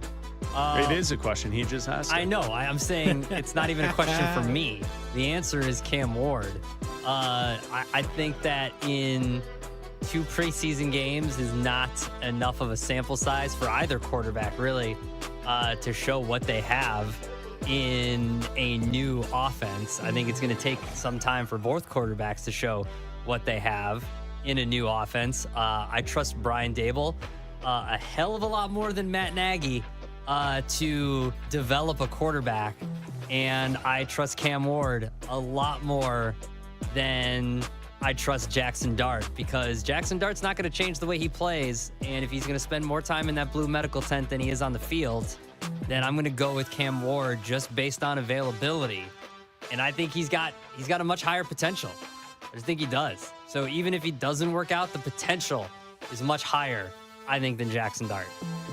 Yeah, I'm with you. I'm not out on Cam Ward, and to say he's a bust because of how he's looked in a couple of preseason games, I'm not concerned. 8 of 12 last night, 69 yards, no touchdown, no INT. He had a really nice throw scrambling out towards the sideline to his right, which if the receiver was stayed in bounds would have been a highlight play. He didn't, but I'm not concerned about Cam Ward. I will say this, watching the game last night, guys, I gotta say, I don't agree with Abdalla's assessment that the Titans were the best opening. In the history. In the history of the NFL. He's also pushed that they would be a team to go from worst to first. Yes, I don't know if I'm necessarily going to jump on that. I will say this. The uniform, color scheme, the rebrand of back the to Titans the Oilers is probably the best I can remember in quite some time. It works. It totally works. Unis look crisp and clean and good. The stadium, I know that they're moving to their new stadium next year, but the stadium with the color splashed all over it, it looked good last night. Watching the game, Seahawks and Titans, I think it looks great. Probably the best refresh of Uni since maybe the Atlanta Hawks.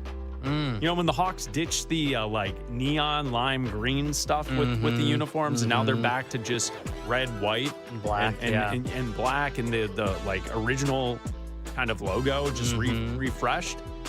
Really nice from the Titans. I'll give them credit. Looks good. And just to be clear, I said it was the best opening before the Ravens. We weren't listening. I know, none of you guys listen to me. Before the Ravens and the Steelers. Oh my God. And the Bills were open. So. And, well, consolation Titans fans, you may suck, but you look better doing it. You look good. You look good. All right, guys. The story of the day, the Cleveland Browns have named Deshaun Watson their starting quarterback.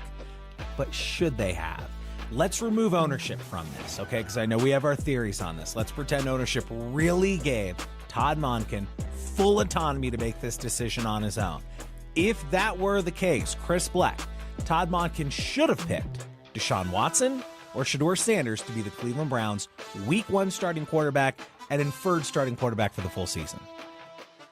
So I was just trying to get a sweet haircut. Yeah, Mr. Monken. Yeah, so you take ownership out. Does that also remove the contract? Because I think the contract factors in. Contract means you got to play him. If you remove the contract, you start Sanders. But because of the contract, you got to get something out of it. And, you know. For the purpose of the discussion, they both make the exact same amount of money. Go. Oh, Watson's a better player. You got to play the better player. You have a new coaching staff that needs to set the tone. You got to play the better player, even though he's a PR nightmare. And big community guy, big city guy, big fan guy. He's a big fan guy. He wasn't a big fan guy on Saturday night. Big fan guy. They were disrespectful. But now, after PR talked to him, and he apologized today, he's big community guy, big city guy, he's a big fan guy. He's a big fan guy. So I was a big city guy back when we were younger too. Were you a big city? Yeah. We used to go to Big City all the time. It's the name of a bar here in Chicago, Raj. It's one of those places that stays open till like 5 a.m. Yeah. The floors are sticky. And you can get a sampler platter for like $20 that will feed you for a week. Stuff. Oh, just fried everything on the platter. I don't really tell you what's on it. It was just the say best. Fried stuff. Big community guy, big city guy, big fan guy. I will say you still have to start Watson. That's my Abdalla? answer. I think you go with Watson for the 2 road games, and then you go to Sanders because it's easier to go from Watson to Sanders than it is to go from Sanders to Watson. It's easier to say, we gave him a shot, he ain't it, time for Shedeur Sanders to start at home. Even if it's 2 games. Like, it's just 2 games, and you go, he ain't it, sorry. And like it's you're playing against 2 decent teams. You're playing against the Jags and the Bucks. So odds are you're going to lose those 2 games anyway. So I would say you're setting him up to fail anyway. So like you can just say, hey, look, this ain't it, and we're going to start Shedeur at home and give him the home start, or even give him the second home game. Set him up to where he gets the second home game. Let the fans boo Deshaun one last time. And then you give Shedeur Sanders the second home game. And then you give Watson as much time as possible until you're like, hey, we gave him a chance and it's just not working. Because then if you have to go from Shedeur Sanders to Watson, that's bad because then you can't keep going back and forth because we know Watson isn't going to work out. So then you'd have to go back to Sanders at a certain point if he gets hurt or if he's not playing well again. Then you gotta snip, snap, snip, snap. You don't want to do all that. What? The snip, snap, snip, snap. You know what it is. You're online. All right, guys, let's go over to the NBA. We've got familiar faces in new places, 2 older players that have new homes. I want to know which one will make the bigger impact. Is it going to be Klay Thompson going down to Miami, teaming up with Giannis, or is it going to be DeMar DeRozan heading to the Nuggets to play with Jokic? What do you say, Abdalla? I think it's Klay because I think he's going to play more. Klay's probably going to start. I think so. Is he? Maybe. I don't think DeRozan's even going to start. No. So it's got to be Klay just based on playing time. And, the shot is still there. Yeah. You don't lose that. That's the last thing to go. Yeah. So I'm going to say Klay. I'm going to say Klay Thompson just because of sheer amount of playing time. So I'm going to say Klay Thompson. I like that. I think that's a nice little move. I don't mind that move. A nice little move. It's a nice little move. I saw that. I would go. I saw that over the weekend. I go. That's a nice little move. Okay, I'm gonna say it's DeMar DeRozan, and the reason being is that last season Klay Thompson only played 21 minutes a night, and DeRozan was still logging 31 a night. DeMar DeRozan can still play. Now, there's flaws in his game. Offensively, he shoots from inside the three-point line, but he's still a capable NBA player. Klay Thompson's slowing down. Yes, he can shoot. Nice little move for the Heat. But I think in this question specifically, I think DeMar DeRozan will have a larger impact on the Nuggets than Klay Thompson will on the Heat. All right, guys, and finally, I'm going to give you a caveat. You cannot cherry pick any rules here. So you can't say, well, I'd rather have that rule from this era and this rule. No, you take it all. You take it all. College football was better with the old rules. When players weren't paid, you had to sit out to transfer, no NIL, nothing. We are taking it back to when Reggie Bush lost his Heisman because of whatever happened, or what they've got today of what's going on. College football was better then, or it was better, or it's better today. Chris Black. It is not better today than it was in the past. No cherry picking any of the rules. College football was better 20 years ago. Give me the BCS era all day long. Give me back in the day when you had 2 to 3 to 4 different teams claiming they were national champions because they were all going off of their own voting polls that were announcing. Different publications were saying that this team was a national title winner. College football was better back in the day. End of story. Brother, take me back to bag men and the BCS. I want my deals done under the table. I want recruits being recruited with shady electricity Note to bills the audience, being paid. Adam Abdalla, known SEC fan. Roll Tide. When the South reigned because bag men were bag men and they knew how to keep quiet. That's what I want. You're damn right. That's what I want.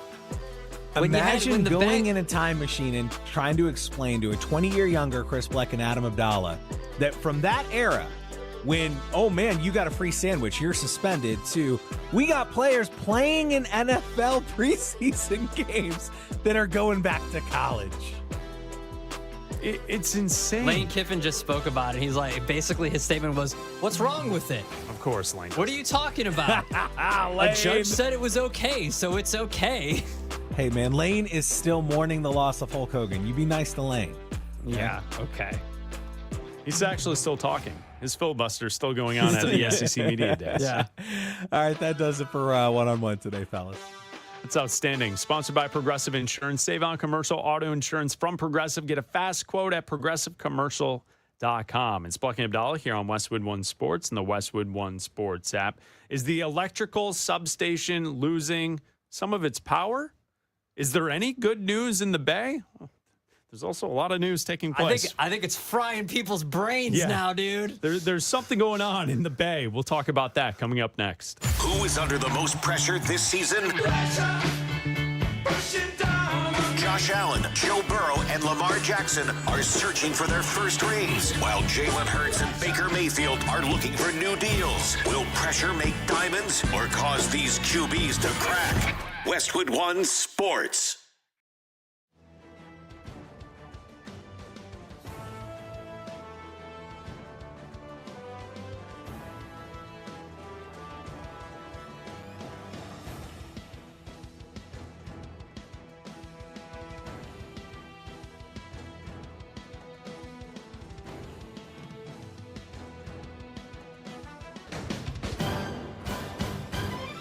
At the tone, the broadcast will begin in 4 minutes, 30 seconds.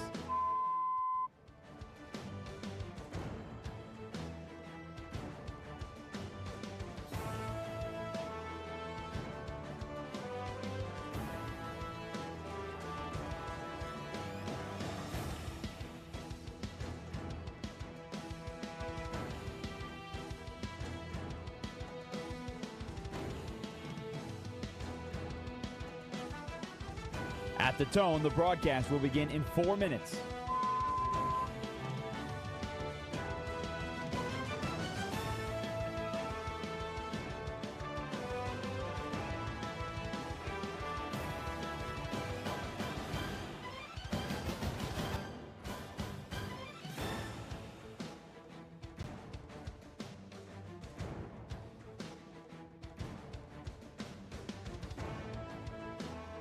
At the tone, the broadcast will begin in 3 minutes and 30 seconds.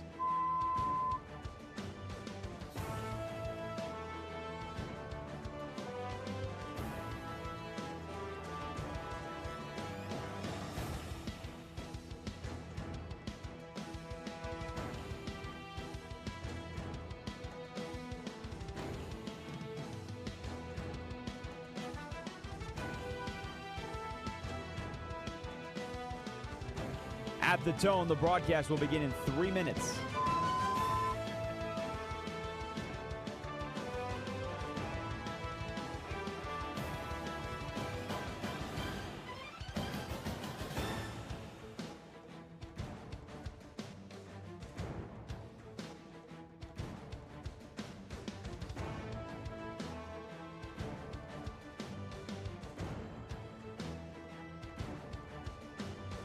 At the tone, the broadcast will begin in 2 minutes, 30 seconds.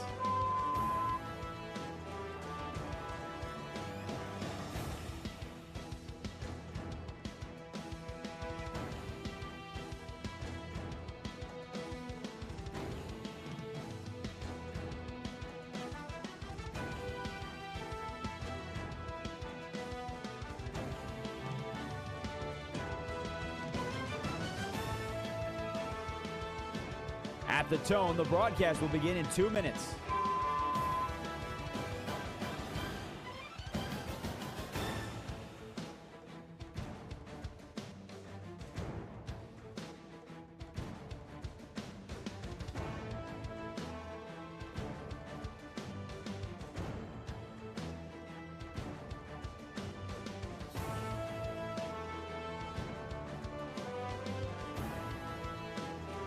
At the tone, the broadcast will begin in 1 minute, 30 seconds.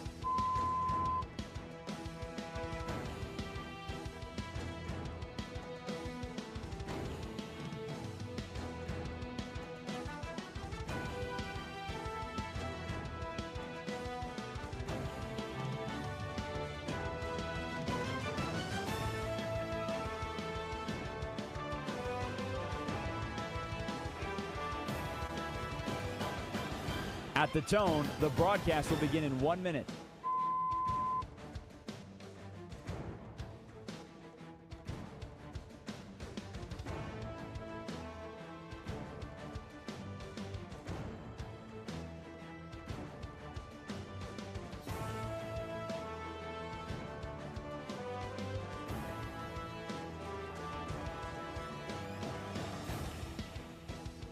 Stations, this is your final time check. At the tone, the broadcast will begin in 30 seconds.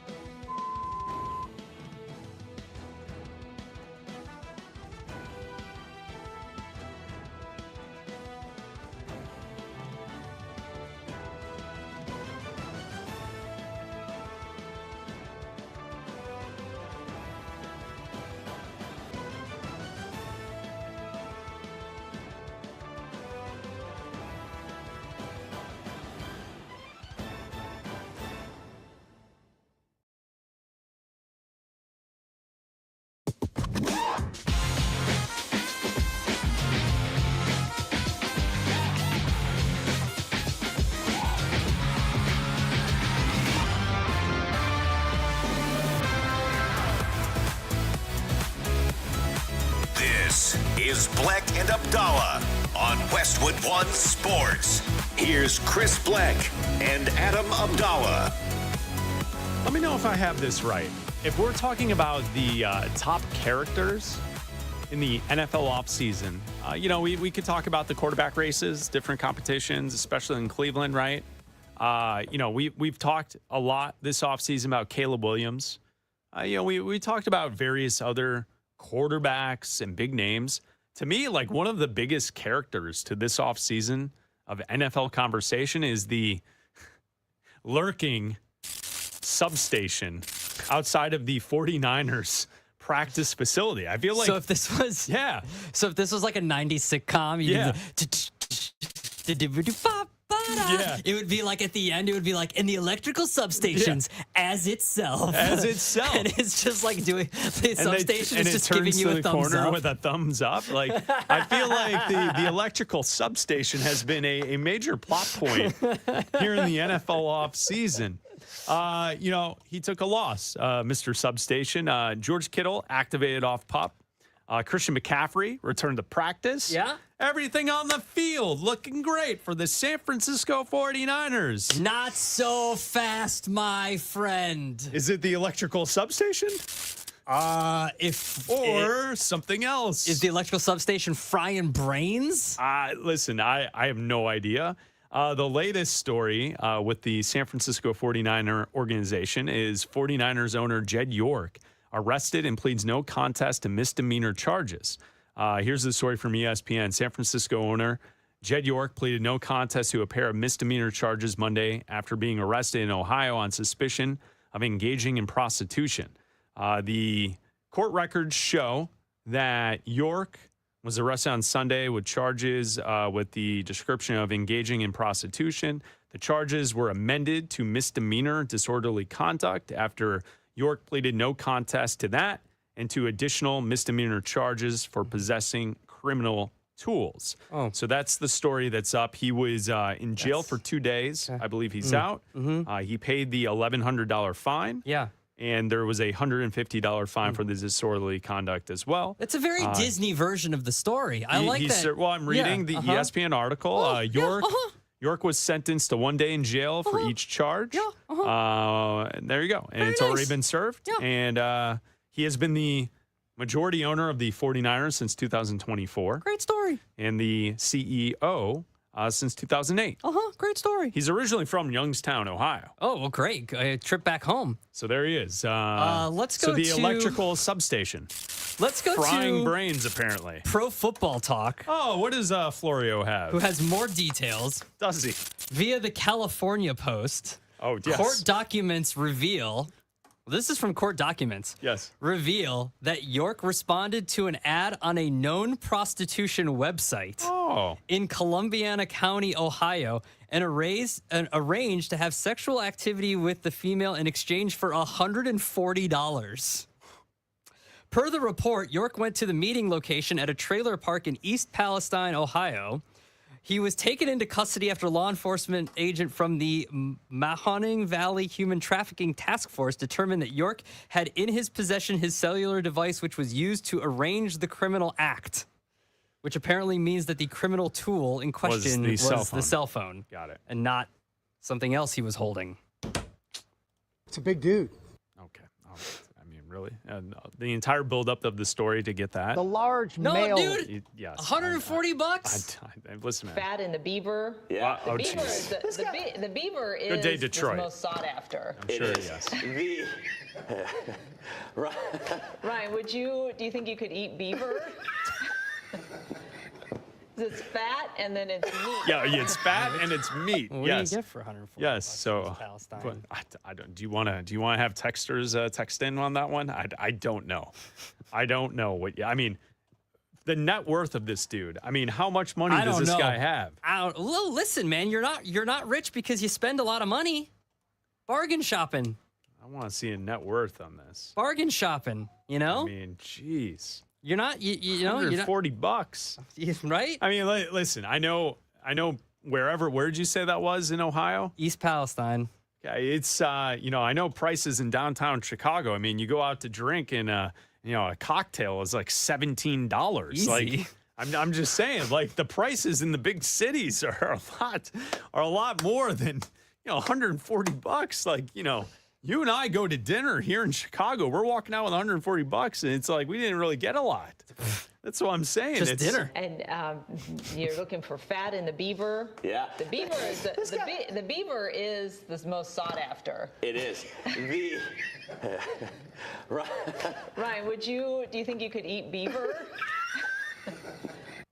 Good day, Detroit, from last week. Let's just what say a clip. that, yes, maybe some good news for the 49ers, but the Sure. substation claims another. You're going to chalk this up to the substation. Yeah. Because Because if the offices are right there, if the practice facility is right there, if the stadium's right there, he's got to have his office right there. That's some brain frying, dude.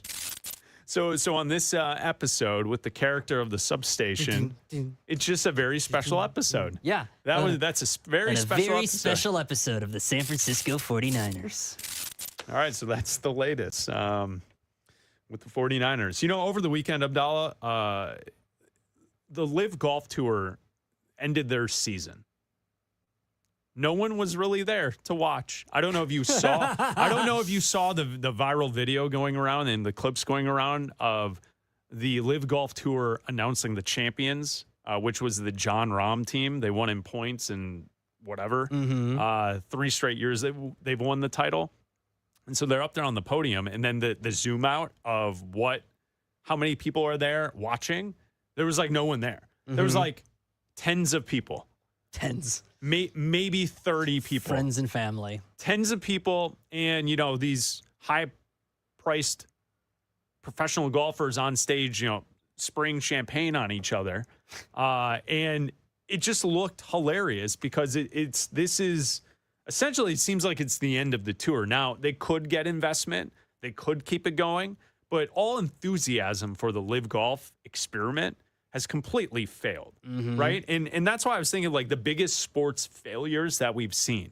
At least the XFL stuck around, and then it came back as a different version of itself. Yeah. But, like, this Live Golf thing has got to be one of the worst sports failures we've seen from, like, an upstart league or trying something new and trying to disrupt golf. It didn't disrupt anything. No. Live Golf didn't do anything.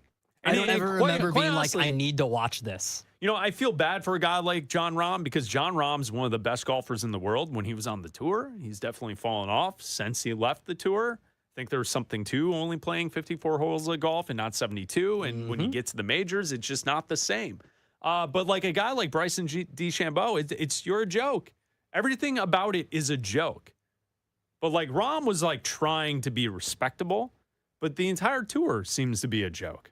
Yeah, look, it like I said, I've never once ever felt the need to turn on a Live Golf event. There's nothing like, hey, I got to turn this on this weekend, or hey, there's something going on, something exciting is happening. And that's how it's branded, an exciting form of golf. It's only 54 holes. It's shorter.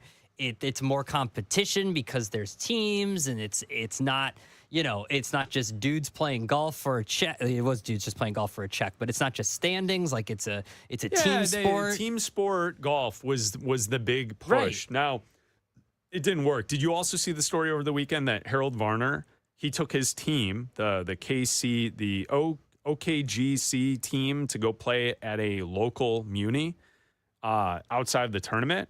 And his 2 groups, they wanted to play as a sixsome, and they said no. So they booked 2 tee times. And then after the 4th hole, they just decided we're going to play as a sixsome. And then the golf course kicked them off the course. Good. How infuriating would that be if you're out there and you see a sixsome out there playing instead of 2 threesomes? It would be upsetting. However, their sixsome is probably playing faster than every foursome out there. Because they're professionals. Because they're professionals, but and they hit the ball farther and more accurate than anybody else. Like I'm hunting for my golf ball for 3 minutes. But it's they're on the green, being like, "Come on, dude, what are we doing here?" Respecting the course, right? Of course, you I do what you're that. supposed to do. I understand that. It's ridiculous. I would never allow it. I would kick them off the course too if I was, the ranger or whoever's in charge of the course at the time.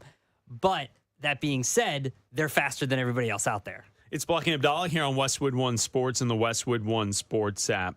Earlier today, Deshaun Watson was named starter for the Cleveland Browns. Did he apologize to fans? We'll tell you now. This is Westwood One Sports.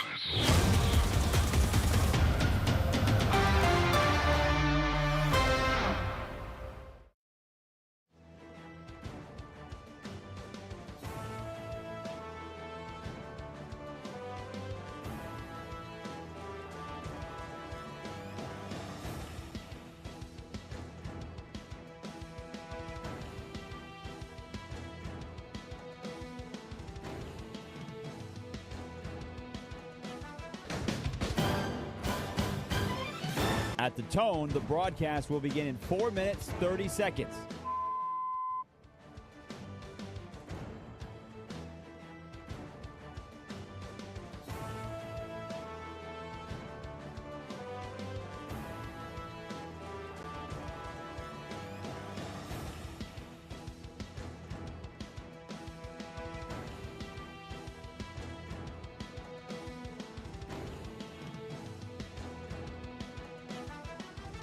At the tone, the broadcast will begin in 4 minutes.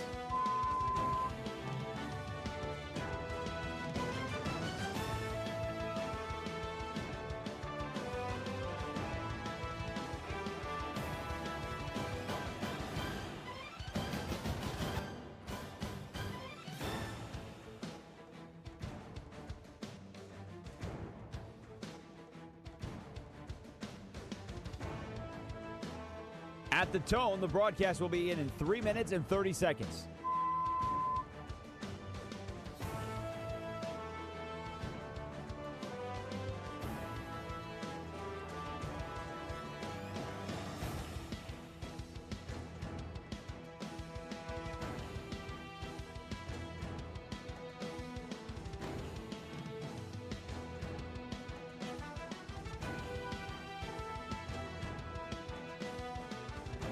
At the tone, the broadcast will begin in 3 minutes.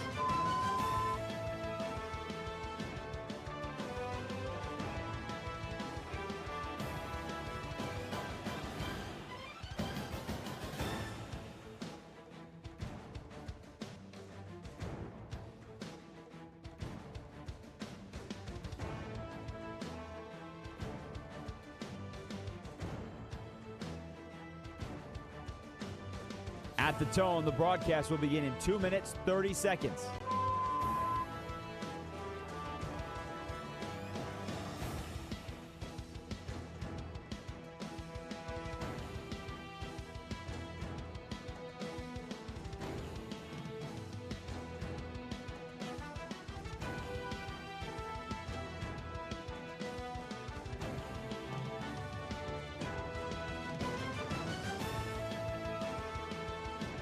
At the tone, the broadcast will begin in 2 minutes.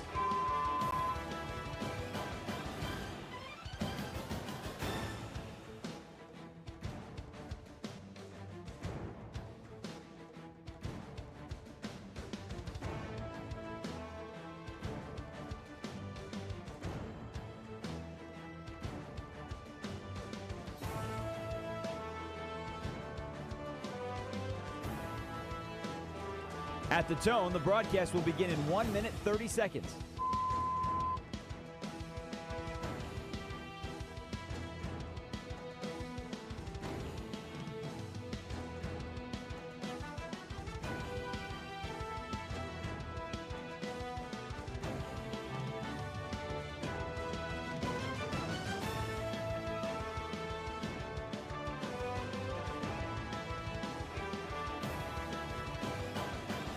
At the tone, the broadcast will begin in 1 minute.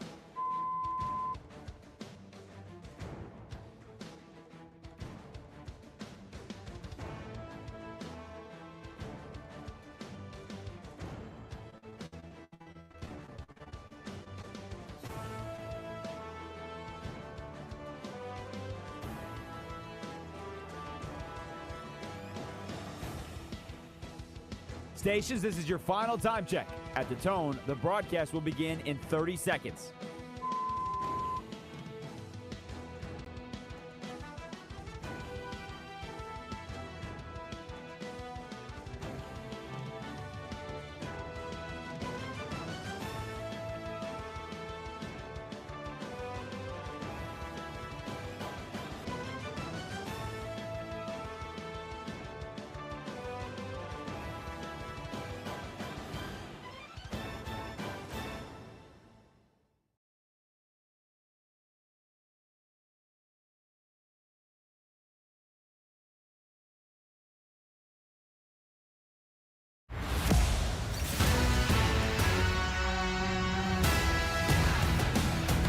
This is Bleck and Abdalla on Westwood One Sports. Here's Chris Bleck and Adam Abdalla. It's Bleck and Abdalla live from Chicago, hanging out with you until 3 Eastern, and then we'll hand it off to Jim Rome right here on Westwood One Sports. Deshaun Watson was named the starting quarterback for the Cleveland Browns today. Deshaun Watson would also like you to stop booing him. That's what he said on Saturday night. He played on Saturday in the preseason game. After the game, he was upset, annoyed, called it disrespectful that fans were booing him on Saturday night. He has apologized since. In case you didn't hear this, I mean, it's incredible to listen to a guy taking no ownership of his own actions, to be upset at the fan base for still booing him, calling it disrespectful. This is Saturday night, what Deshaun Watson had to say after the game, responding to the boos from the fans. I mean, I didn't have no reaction. I think the biggest thing is, I think you guys know too, and I think the whole world knows. It has nothing to do about the performance. It's a little bit personal than that. So, I think it's a disrespectful thing. So, yeah, I mean, I'm gonna keep whatever I feel with me and my family internally on how I feel about that, and yeah, just move on. But don't you think, Deshaun, that winning and playing better would eliminate some of that booing? Last time I played on this field, I tore my Achilles. And that same fan base, they cheered when I got hurt. So does that have to do with, what does that have to do with anything about performance? When a person get hurt, especially for your own city, and they cheer. Does that make you regret coming here? No, I don't regret anything in my life. So Saturday night, doesn't regret anything in his life. He also says that fan base, which is, I think, an interesting way to look at it, right? He doesn't view them as the people that are supporting what he's working on, his team, right? That fan base, because he doesn't care. He doesn't care about them. He doesn't care about Cleveland. He just wants his money and for you to leave him alone. Yeah. So that was Saturday night. And essentially, like, I don't know if the Browns could find someone worse to be the leader of their team, right? And they named today Watson the starting quarterback. Which is not surprising if you follow the money and if you follow the way things have been trending in practice. Like, look, if you watched just the game on Saturday, then you'd be like, how could they do this, right? Shedeur Sanders played a lot better than Watson did. Shedeur Sanders had a perfect drive. He was 8 of 8, and then, he had some incompletions in the second drive. But in his first drive, he was great. And then if you look at what Watson did, Watson was 5 of 12 for 36 yards, and then he had the interception, and he was booed off the field, essentially. And you could say to yourself, how do they name Watson the starter? Well, he's being paid a ton of money this year. He's going to be paid a ton of money next year and the year after. The difference is he won't be on the team next year or the year after, because once they cut him after June 1st or designate him as a post-June 1st cut, that money can be split up over 2 years, and you don't have to have him on the team. Whereas if you cut him now, you have to take on $85 million against your cap as a dead cap hit, and that cripples your franchise. That means you have to take that on right now, and the team can't afford to do that. So you have to start him, because ownership is probably saying to Todd Monken, hey, you have to start this guy because we got to get something out of the money that we're spending on him this year. But also, if you pay attention to what's going on in practice, if you listen to or read anything about what's going on in practice, Deshaun Watson has been playing better in practice. Yeah. He's been playing better in the joint practices with the Bills leading up to this game on Saturday. He was performing better in their practices alone. He's been playing better than Shedeur Sanders. And Shedeur Sanders has been given the opportunities to set himself apart. And according to Todd Monken, he's, quote, closed the gap. But Watson gives them the best chance to win. It also happens to have 6 of their first 10 games are on the road. So he doesn't have to face, the home fans, at least for the first 2 games of the season, are on the road. So that helps Deshaun Watson. Look, if they beat the Jags and the Bucks the first 2 games and they come home 2-0, I don't know if the fans will be booing as much as they would have if they come home 0-2. If they come home 0-2 and he's playing poorly and they still roll out Deshaun Watson, those boos are going to be a lot louder than they were on Saturday.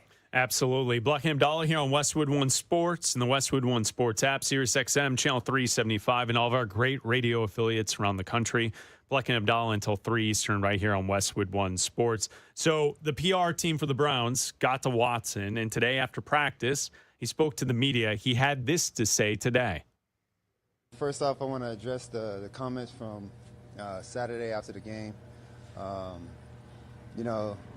think just, human nature, just myself being very emotional, putting a lot of time these last 2 years to, get back and, spend time in this facility, in the city, meeting a lot of different people in the community. I thought I was going to get, a little different response, but, I think, my emotions got the best of me, and, my comments wasn't intending to go at any of the fans around in the city, because there's been a lot of great fans that have been supporting me.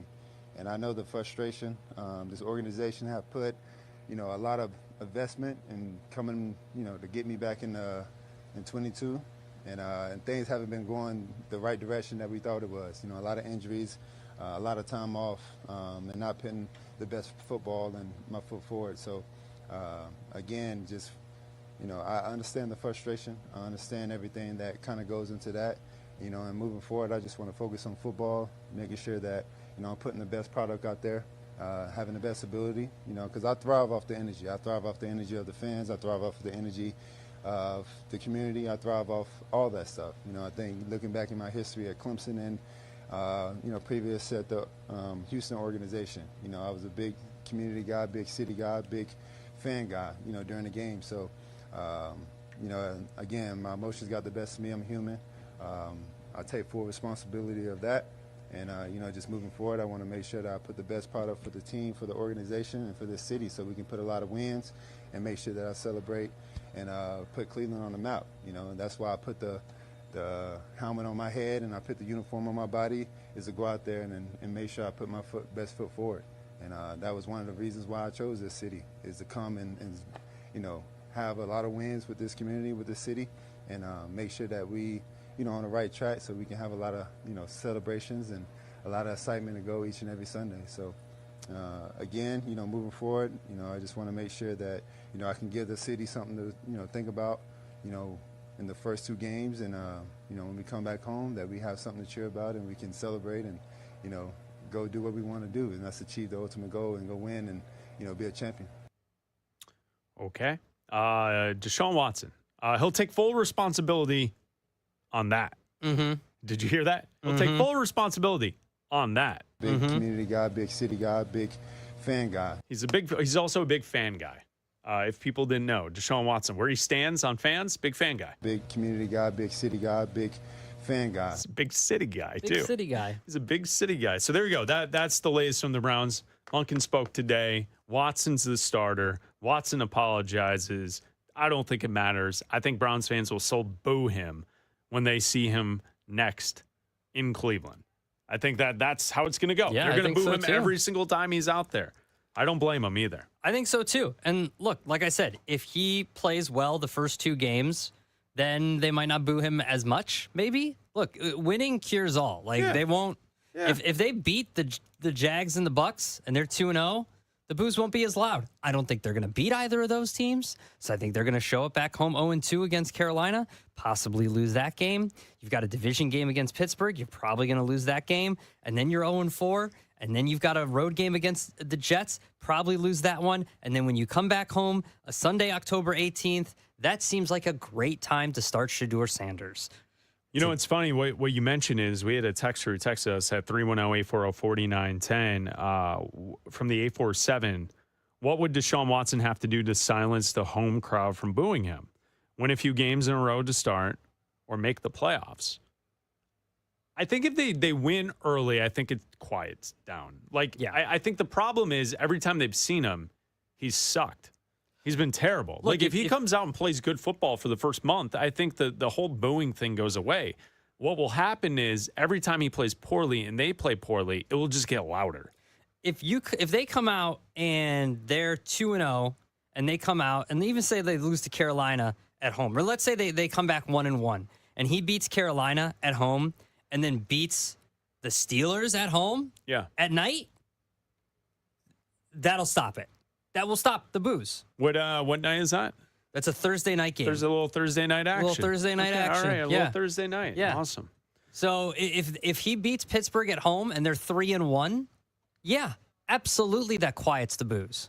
You can always call the show at 310-840-4910. We go to Mitch in New Jersey on with Bleck Abdalla. What's up, Mitch?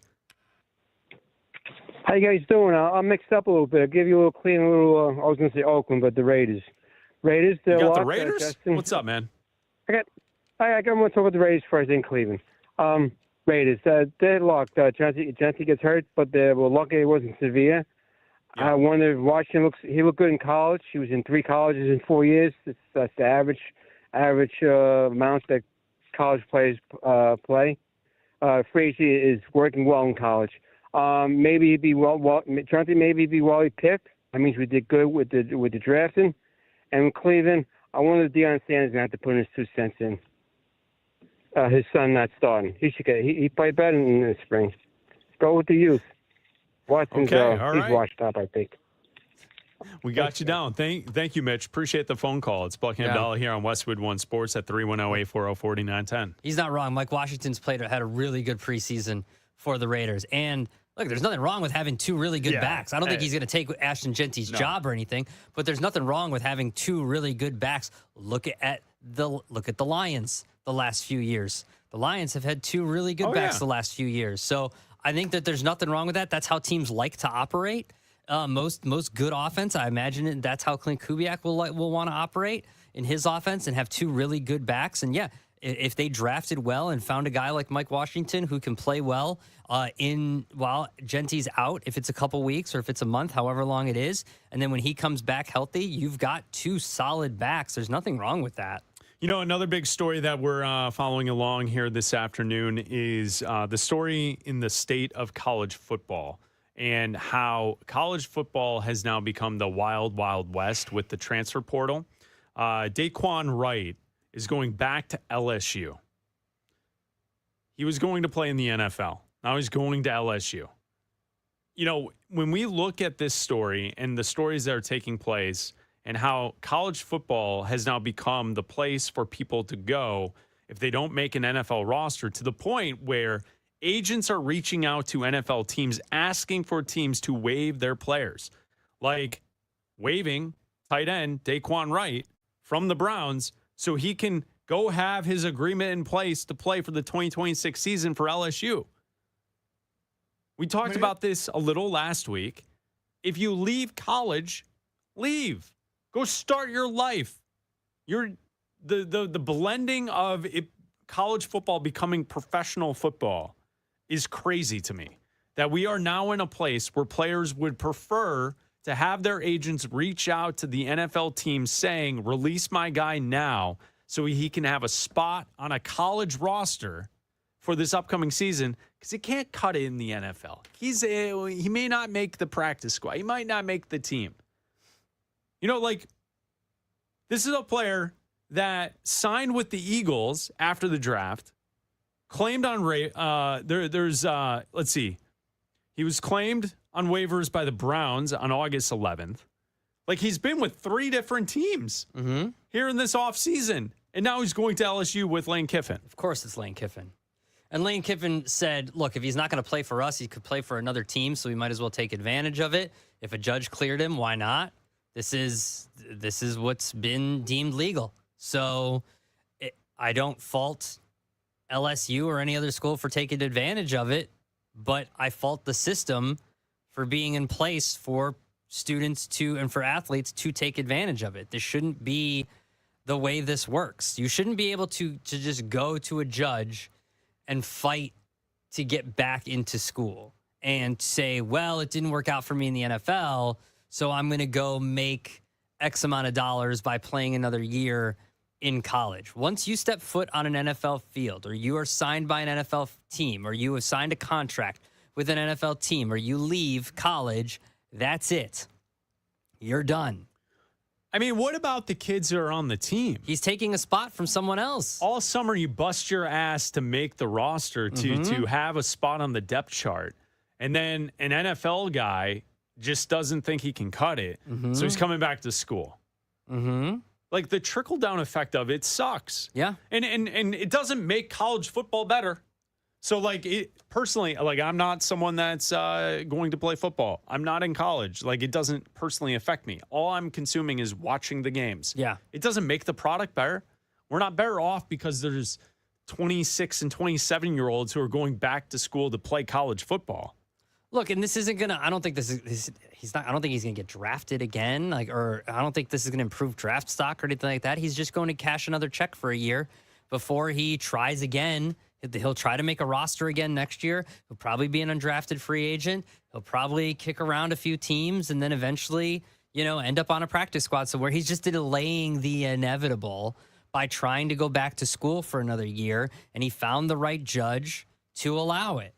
And that's the problem, is there are judges that are allowing this to take place. That's the issue.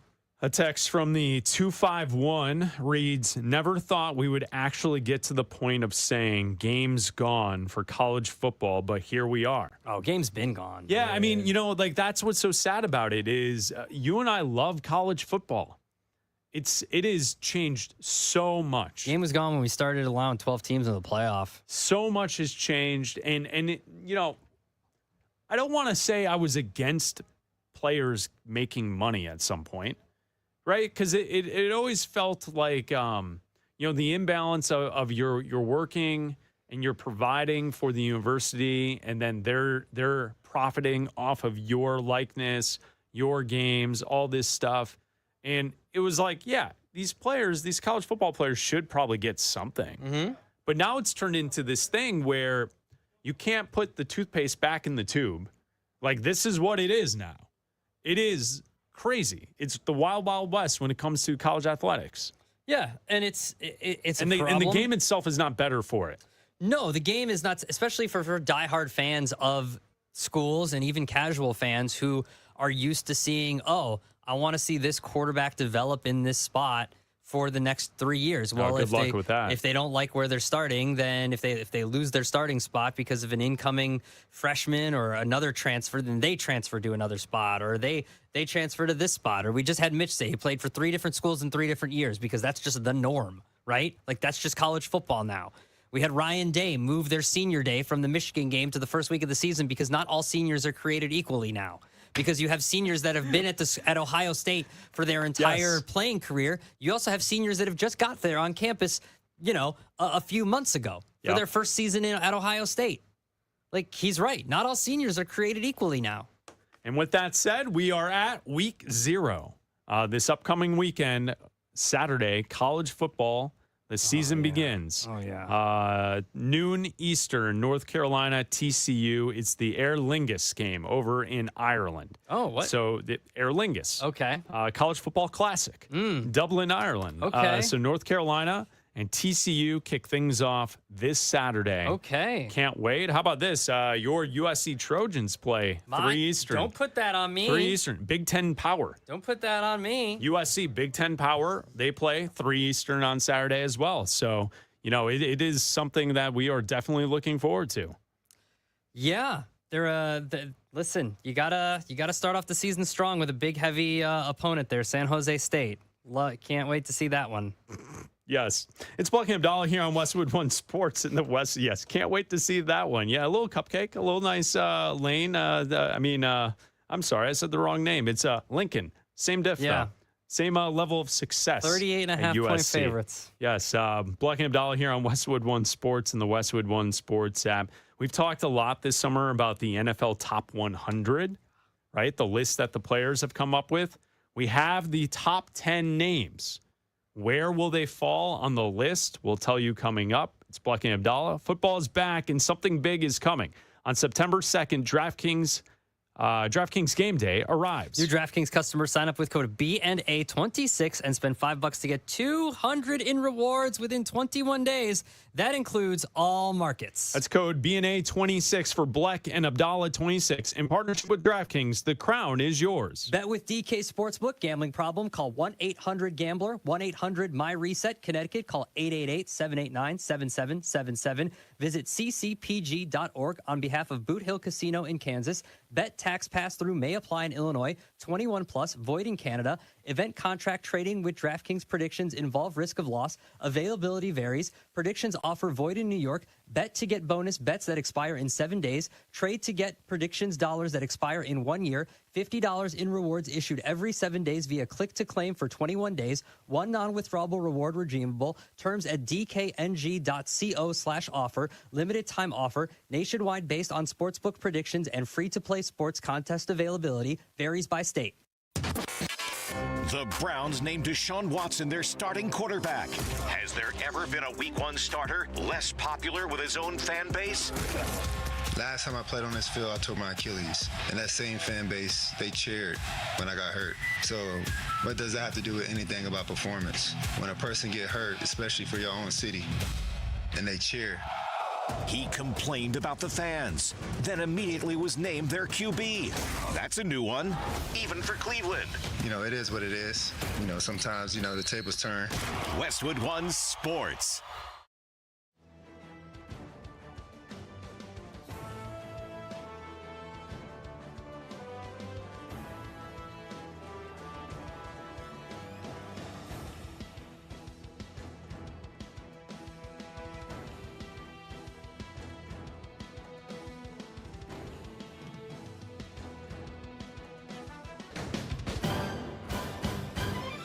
At the tone, the broadcast will begin in 4 minutes, 30 seconds.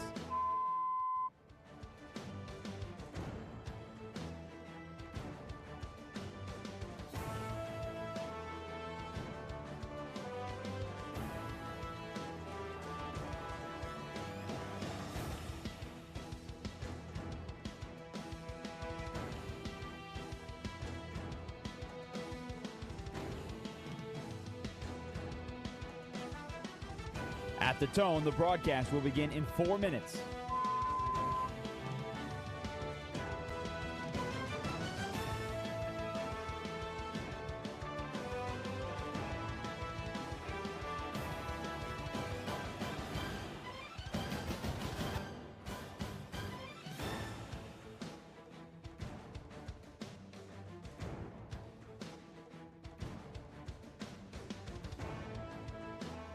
At the tone, the broadcast will begin in 3 minutes and 30 seconds.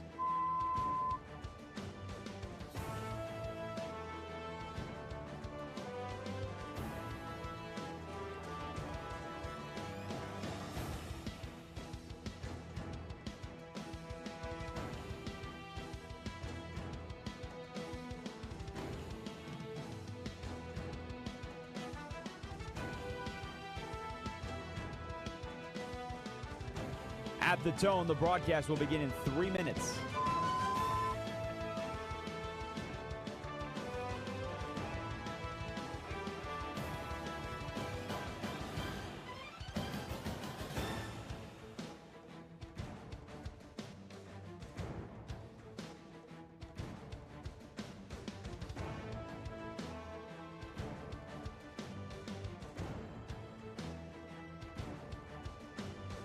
At the tone, the broadcast will begin in 2 minutes, 30 seconds.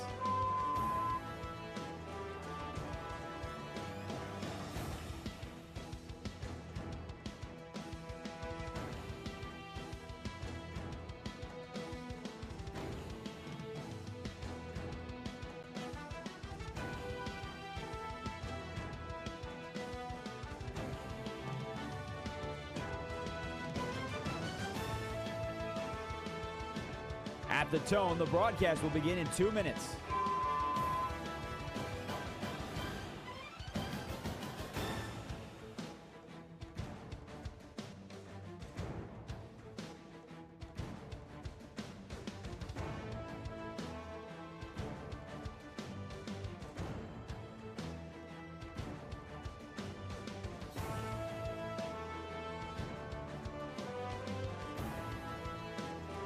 At the tone, the broadcast will begin in 1 minute, 30 seconds.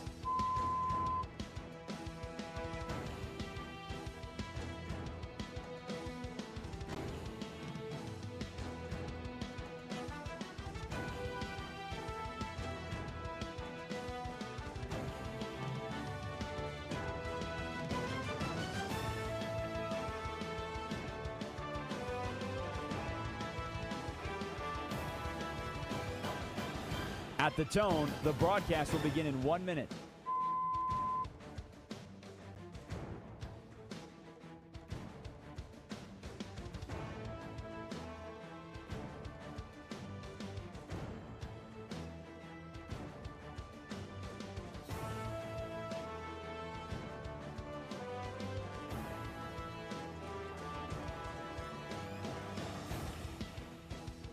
Stations, this is your final time check. At the tone, the broadcast will begin in 30 seconds.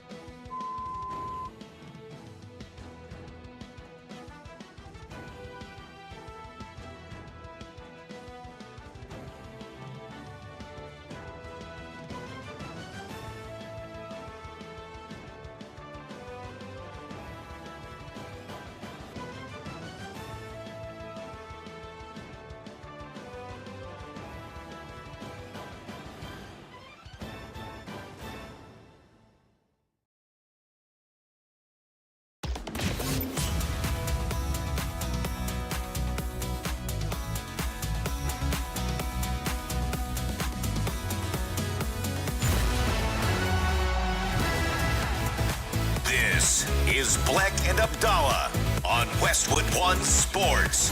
Here's Chris Bleck and Adam Abdalla.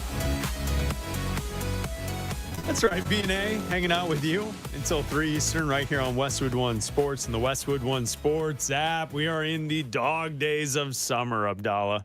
How about this? We're counting down the days to the start of the NFL season. Here on this show, this is a segment we've called all summer long, the Summer of Football. I proclaim this the Summer of Football! What the hell's going on out here? We're going to be here all day, baby! I like this kind of party. Only Brett Favre could do that. I don't care what you say. I'm just here so I won't get fined. Just keep matriculating the ball down the field, boys. We need a National Guard. We need as many men as you can spare because we are killing the Patriots. The Summer of Football with Bleck and Abdalla. I throw, you catch. It's not that hard, okay? Westwood One Sports, your home for the NFL, Super Bowl 61, and every big matchup throughout the NFL season. You can listen to it on Westwood One Sports. Today, we are 16 days away from the start of the NFL season. My Seahawks, goodness. Patriots kick off this season.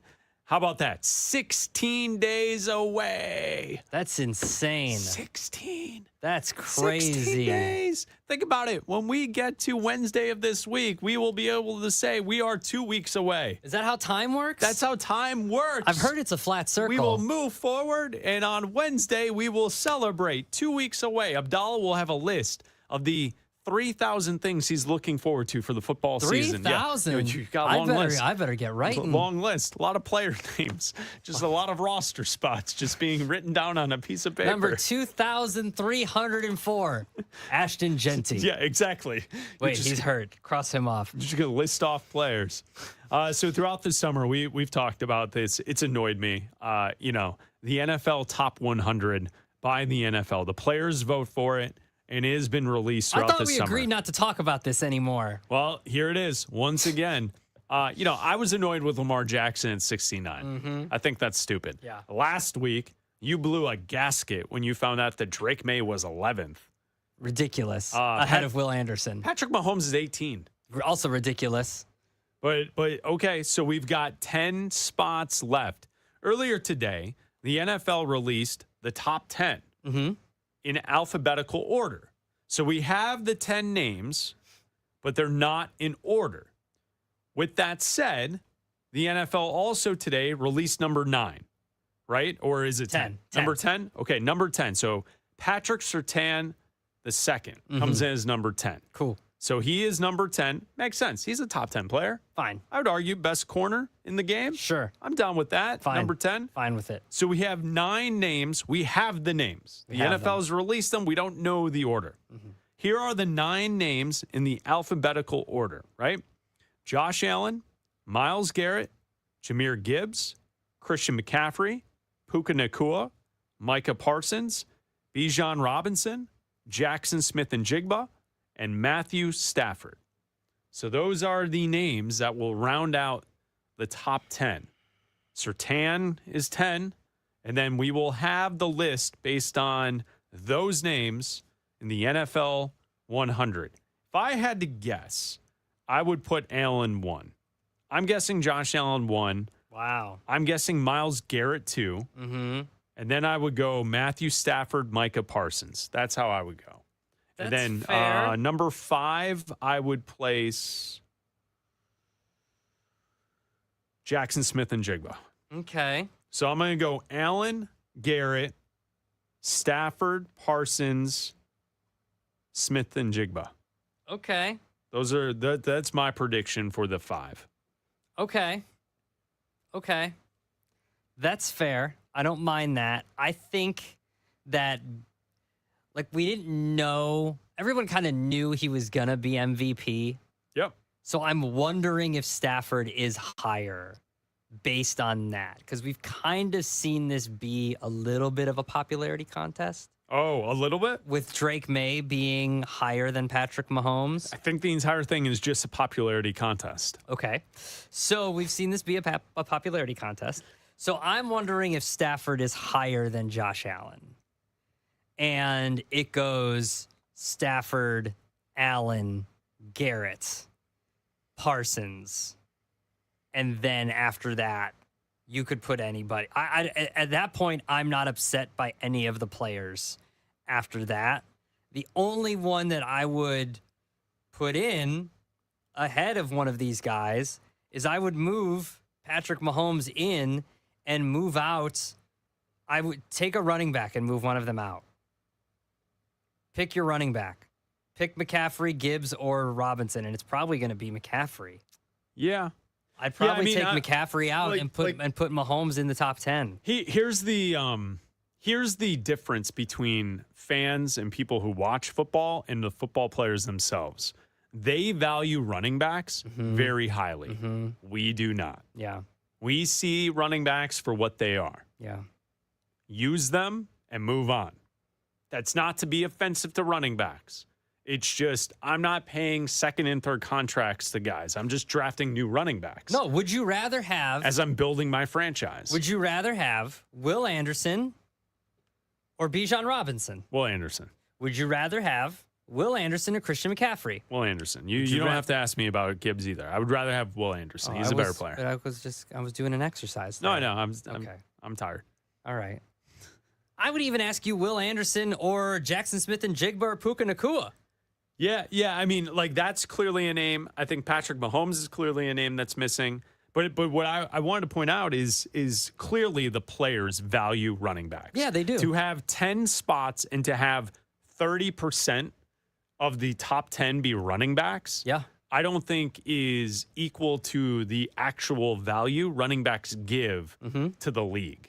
100%. Right? Like, I feel like the players are still talking and watching football like it's 1992. Yeah. Where the rest of us have moved forward with the game, and we view running backs as like, yeah, it's nice to have. You don't have to have this. Do you remember when there was talk of them unionizing? The running backs? Yeah. As a union. They were going to they were going to have their own running back union. So when you look at it that way, like, that's, to me, that's the takeaway, is that the players clearly value running backs. Yeah. Look, and I'm not saying that these guys aren't elite. Like, clearly these three guys, Bijan, Jahmyr Gibbs, Christian McCaffrey. They're the best running backs, no doubt. No doubt.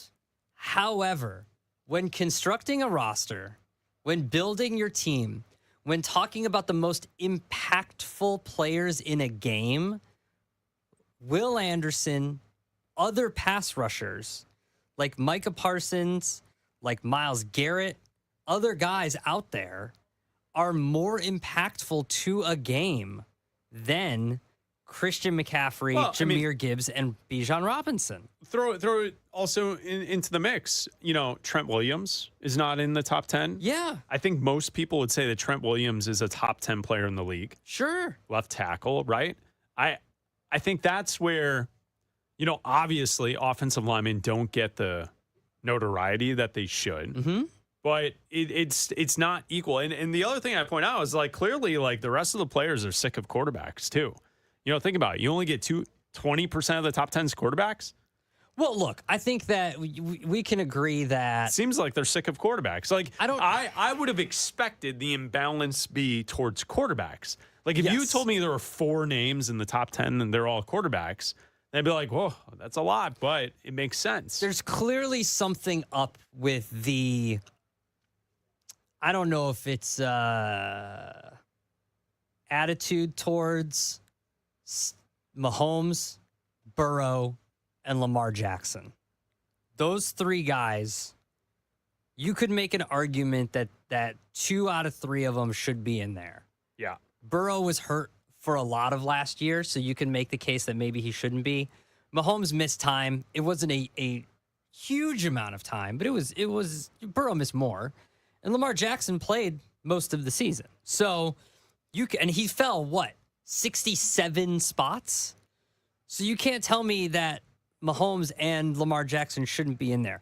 And you also can't tell me that those guys don't do their jobs. Again, it comes down to the argument I made for Will Anderson over Drake May. They're both very good players. Drake May deserved to be a few votes shy of Matthew Stafford for MVP, but you can't tell me that Will Anderson isn't better at his job than Drake May is at his job, or that Will Anderson is better at his job than Christian McCaffrey is at his job.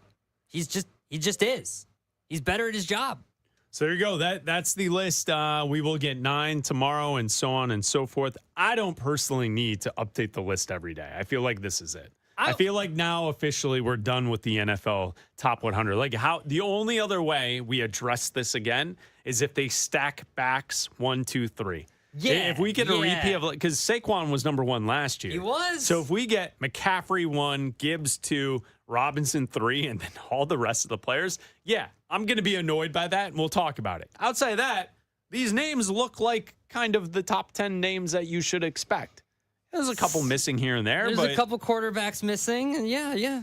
But you can make an argument that the defensive players shown, Surtain, Parsons, Garrett, they're all in the conversation of best at their position. Yeah. You could say that Smith and Jigba and Nakua are best at their position. In the conversation. The backs, absolutely. And then the 2 quarterbacks, Stafford and Allen, they're 2 of the best quarterbacks. Yeah, for sure. In the NFL. So, what's the debate? Stafford 7 and not 6? No one cares. No. At this point, it doesn't matter. But if the players stack running backs 1, 2, 3, that I think would be worthy of conversation. Something is certainly up. So there you go. 16 days until the start of the NFL season. How great is that? We're almost there. We're at week 0 of college football.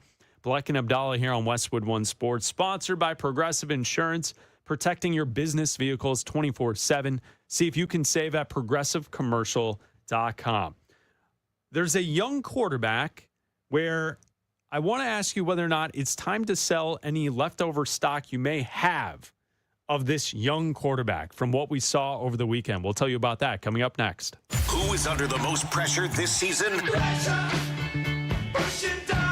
Josh Allen, Joe Burrow, and Lamar Jackson are searching for their first rings, while Jalen Hurts and Baker Mayfield are looking for new deals. Will pressure make diamonds or cause these QBs to crack? Westwood One Sports.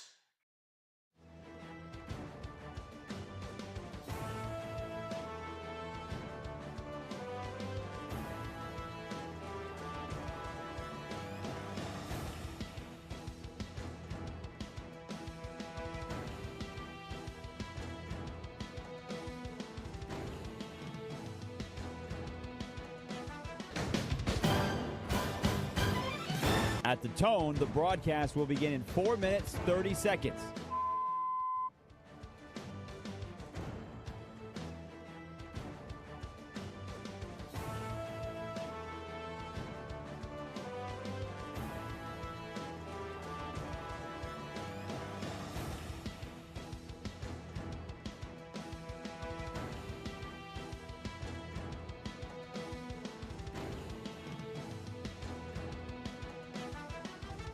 At the tone, the broadcast will begin in 4 minutes.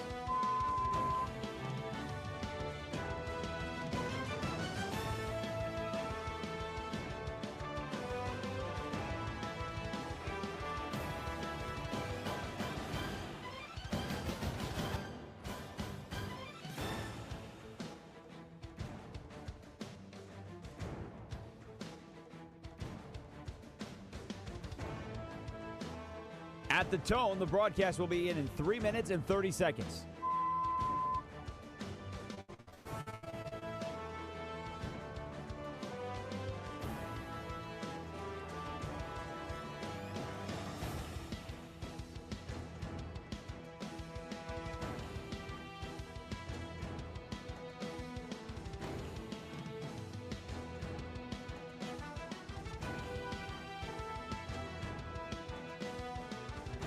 At the tone, the broadcast will begin in 3 minutes.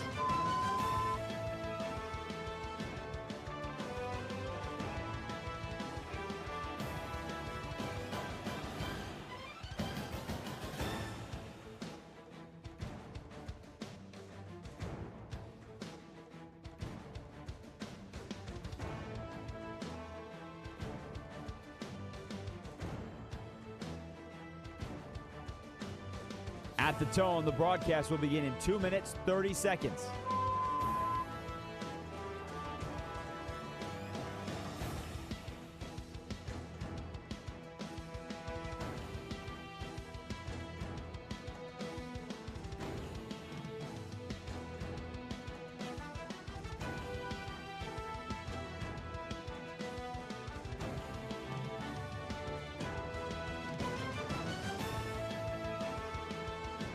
At the tone, the broadcast will begin in 2 minutes.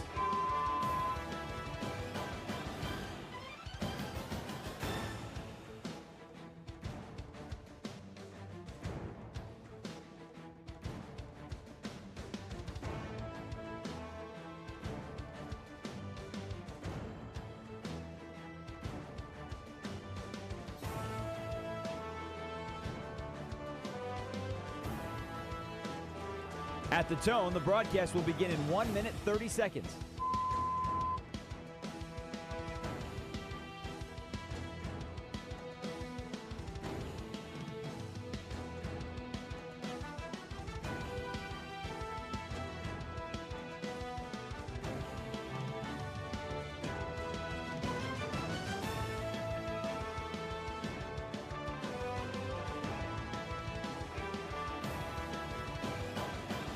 At the tone, the broadcast will begin in 1 minute.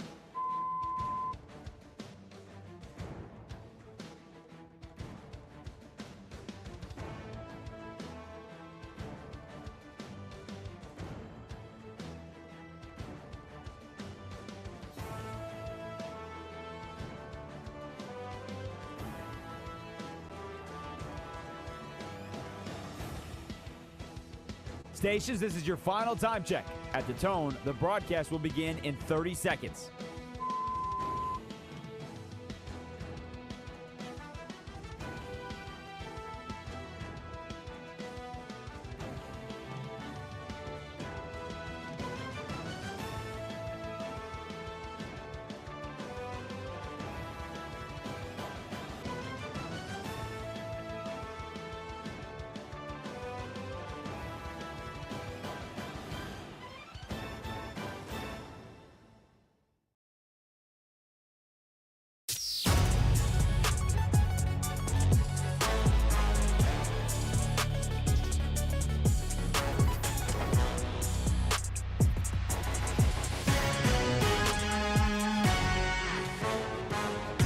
This is Bleck and Abdalla on Westwood One Sports. Here's Chris Bleck and Adam Abdalla. If you had any of the stock left, is it time to sell? You're selling low. You probably can't get lower on this football quarterback stock. J.J. McCarthy over the weekend in the preseason, Ravens beat the Vikings 13-3.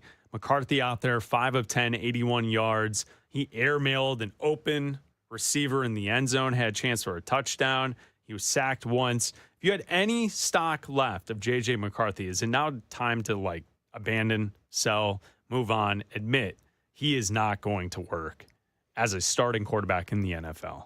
No, absolutely not. I mean, there's still, look, they're not, it's not like they're going to cut him, or it doesn't seem like there's a team that's willing to trade for him right now, but there's still time for J.J. McCarthy. Quarterbacks sometimes don't stay healthy the entire season, so there could be a chance that he gets to start some games here if Kyler Murray gets hurt. There's still time for him to learn with Kevin O'Connell, but you think that after the opportunities that he's had, the year he sat because of the injury, the year he had last year, that he would have a better grasp of this offense and just become more accurate and a little bit better throwing the football, and it just hasn't taken yet. So he's going to get a couple more chances. He's still under contract, and I think as long as he's under contract, they're going to keep him around. But once that contract's up, that's probably going to be it for J.J. McCarthy and the Vikings. There is some news in the NFL at the moment. Tom Pelissero is reporting for The Ringer and Netflix that there's a trade in the NFL. The Patriots are sending wide receiver Kayshon Boutte to the Texans for safety Jalen Reed and a draft pick. So that's the latest news out of the NFL. Our buddy Josh Graham is at Panthers training camp today. So Josh is doing a great job covering the Panthers training camp. And also you'll hear him tonight on Westwood One Sports Night overnight. Josh had a chance to talk with Panthers GM Dan Morgan. Take a listen to Dan Morgan talk about how cutting the roster down to 53 works. Yeah, I mean, we get together with the coaches along with my staff on the personnel side and, just talk through the roster one more time. We have countless conversations all through training camp about who our 53 is going to be. So it's not like we just wait until this week to, kind of figure that out. So it'll be, a collective decision and, we're going to keep the best 53 and, who that is, you'll have to see on Saturday, Sunday. So there you go. Panthers GM Dan Morgan with Josh Graham. Make sure you hear the full interview tonight with Josh on Westwood One Sports Night. It's Bleck Abdalla here on Westwood One Sports and the Westwood One Sports app. So, yeah, I mean, Abdalla, when we look at all the different moves in training camp and you eventually find yourself at a point where you do have to cut the roster down to 53 and decisions are made. And then you have your group that you head into the regular season with. And we just talked about it 10 minutes ago. We're 16 days away from the start of the season. So, unfortunately for some, the NFL dream ends in the next week or so. But a lot of people get a chance to take advantage of opportunities as they head towards the season. Yeah, and if you can't, then a few of those individuals go back to college. Oh yes, they go back to college for a fifth year. Apparently, that's an option now. They get if you got, so check and see if you've got eligibility left. That's a big time option. If you're in an office listening to us, check and see. Call your school. See if you've got eligibility left. You never know. Do we? We didn't have sports. We went to art school, so yeah, no. I don't didn't think we do. I never participated in anything, so do I theoretically have some eligibility left? For nothing? Sure. I mean, you can go check. I could be a water boy. For what? We didn't have sports. No, a different team. I'm going to transfer. NIL. Oh, you're going to NIL transfer? I'm jumping into the portal. To a different art school? No, just anywhere. Whoever will take me. Whoever's going to pay. NIL. If you got something you want me to promote. Paying you. The Illini could use Chris Bleck. He's scrappy. Yes. He's scrappy. We're getting out there. And Abdalla, most notably about me, is I am as you know, I'm a big fan guy. So if I'm there on campus, I'm a big fan guy. Big community guy, big city guy, big fan guy. Just like Deshaun Watson. Oh, I thought that you would be like fanning the athletes on the bench. No. You'd be holding a big fan. I'm a big fan. When they're hot on the sidelines. I'm a big fan of fans. Big community guy, big city guy, big fan guy. You'd be operating that gigantic fan. Yes. Keeping them cool on the sideline. You'd be like a mechanical guy. Hey, Mr. Football Player, I hope you're staying cool. Hey, here's some water. That was a I think tough you guys are doubting interception yourself. I think Bleck's got a cannon on that right arm. It's just been waiting in the wings to come out and just start ready to go. Just slinging dots for the Illini. I like it. Oh, could you imagine? How about that? Drops back to pass, smash, killed, death on the field, killed.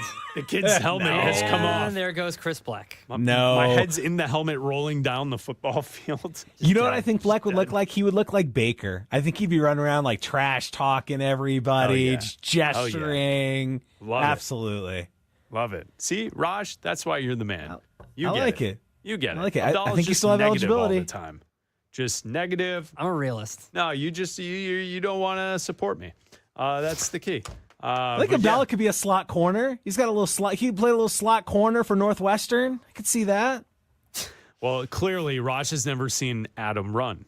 For Northwestern, yeah. For Northwestern, probably. Well, okay, right, yeah. Chicago's Big Ten team. Yeah. That's what their marketing campaign says. For Northwestern, maybe. Yes. Yeah. Well, I mean, they got Chip Kelly now. Yeah. Isn't Chip Kelly their offensive coordinator? He is, yeah. How great is that? Yeah, that's their marketing campaign behind Chip Kelly. Offensive coordinator Chip Kelly. They're marketing him. I love it so much. That's great. You could be a slot receiver for Chip. Come on, Yeah, why not? Abdalla.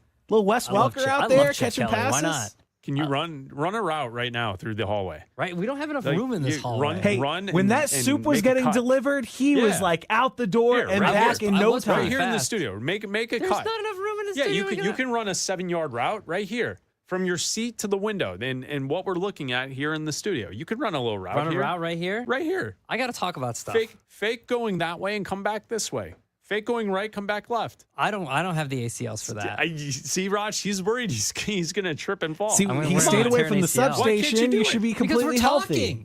Why? This is why we're in a studio.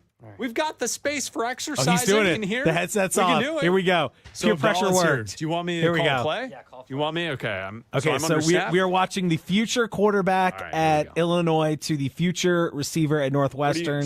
What do you guys think? Are we blue 32 guys or what? Absolutely. What are we doing? Are we or 50. 32 or 50. Just call the play. Why are you antsy? We're at the line of For scrimmage. those not What's watching on your YouTube, problem? Abdalla really is out of his chair and he is here's in a the problem. position.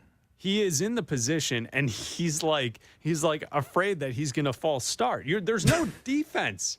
The get off here is not. You don't have to have the perfect get off. Well, I'm getting off. All right, easy.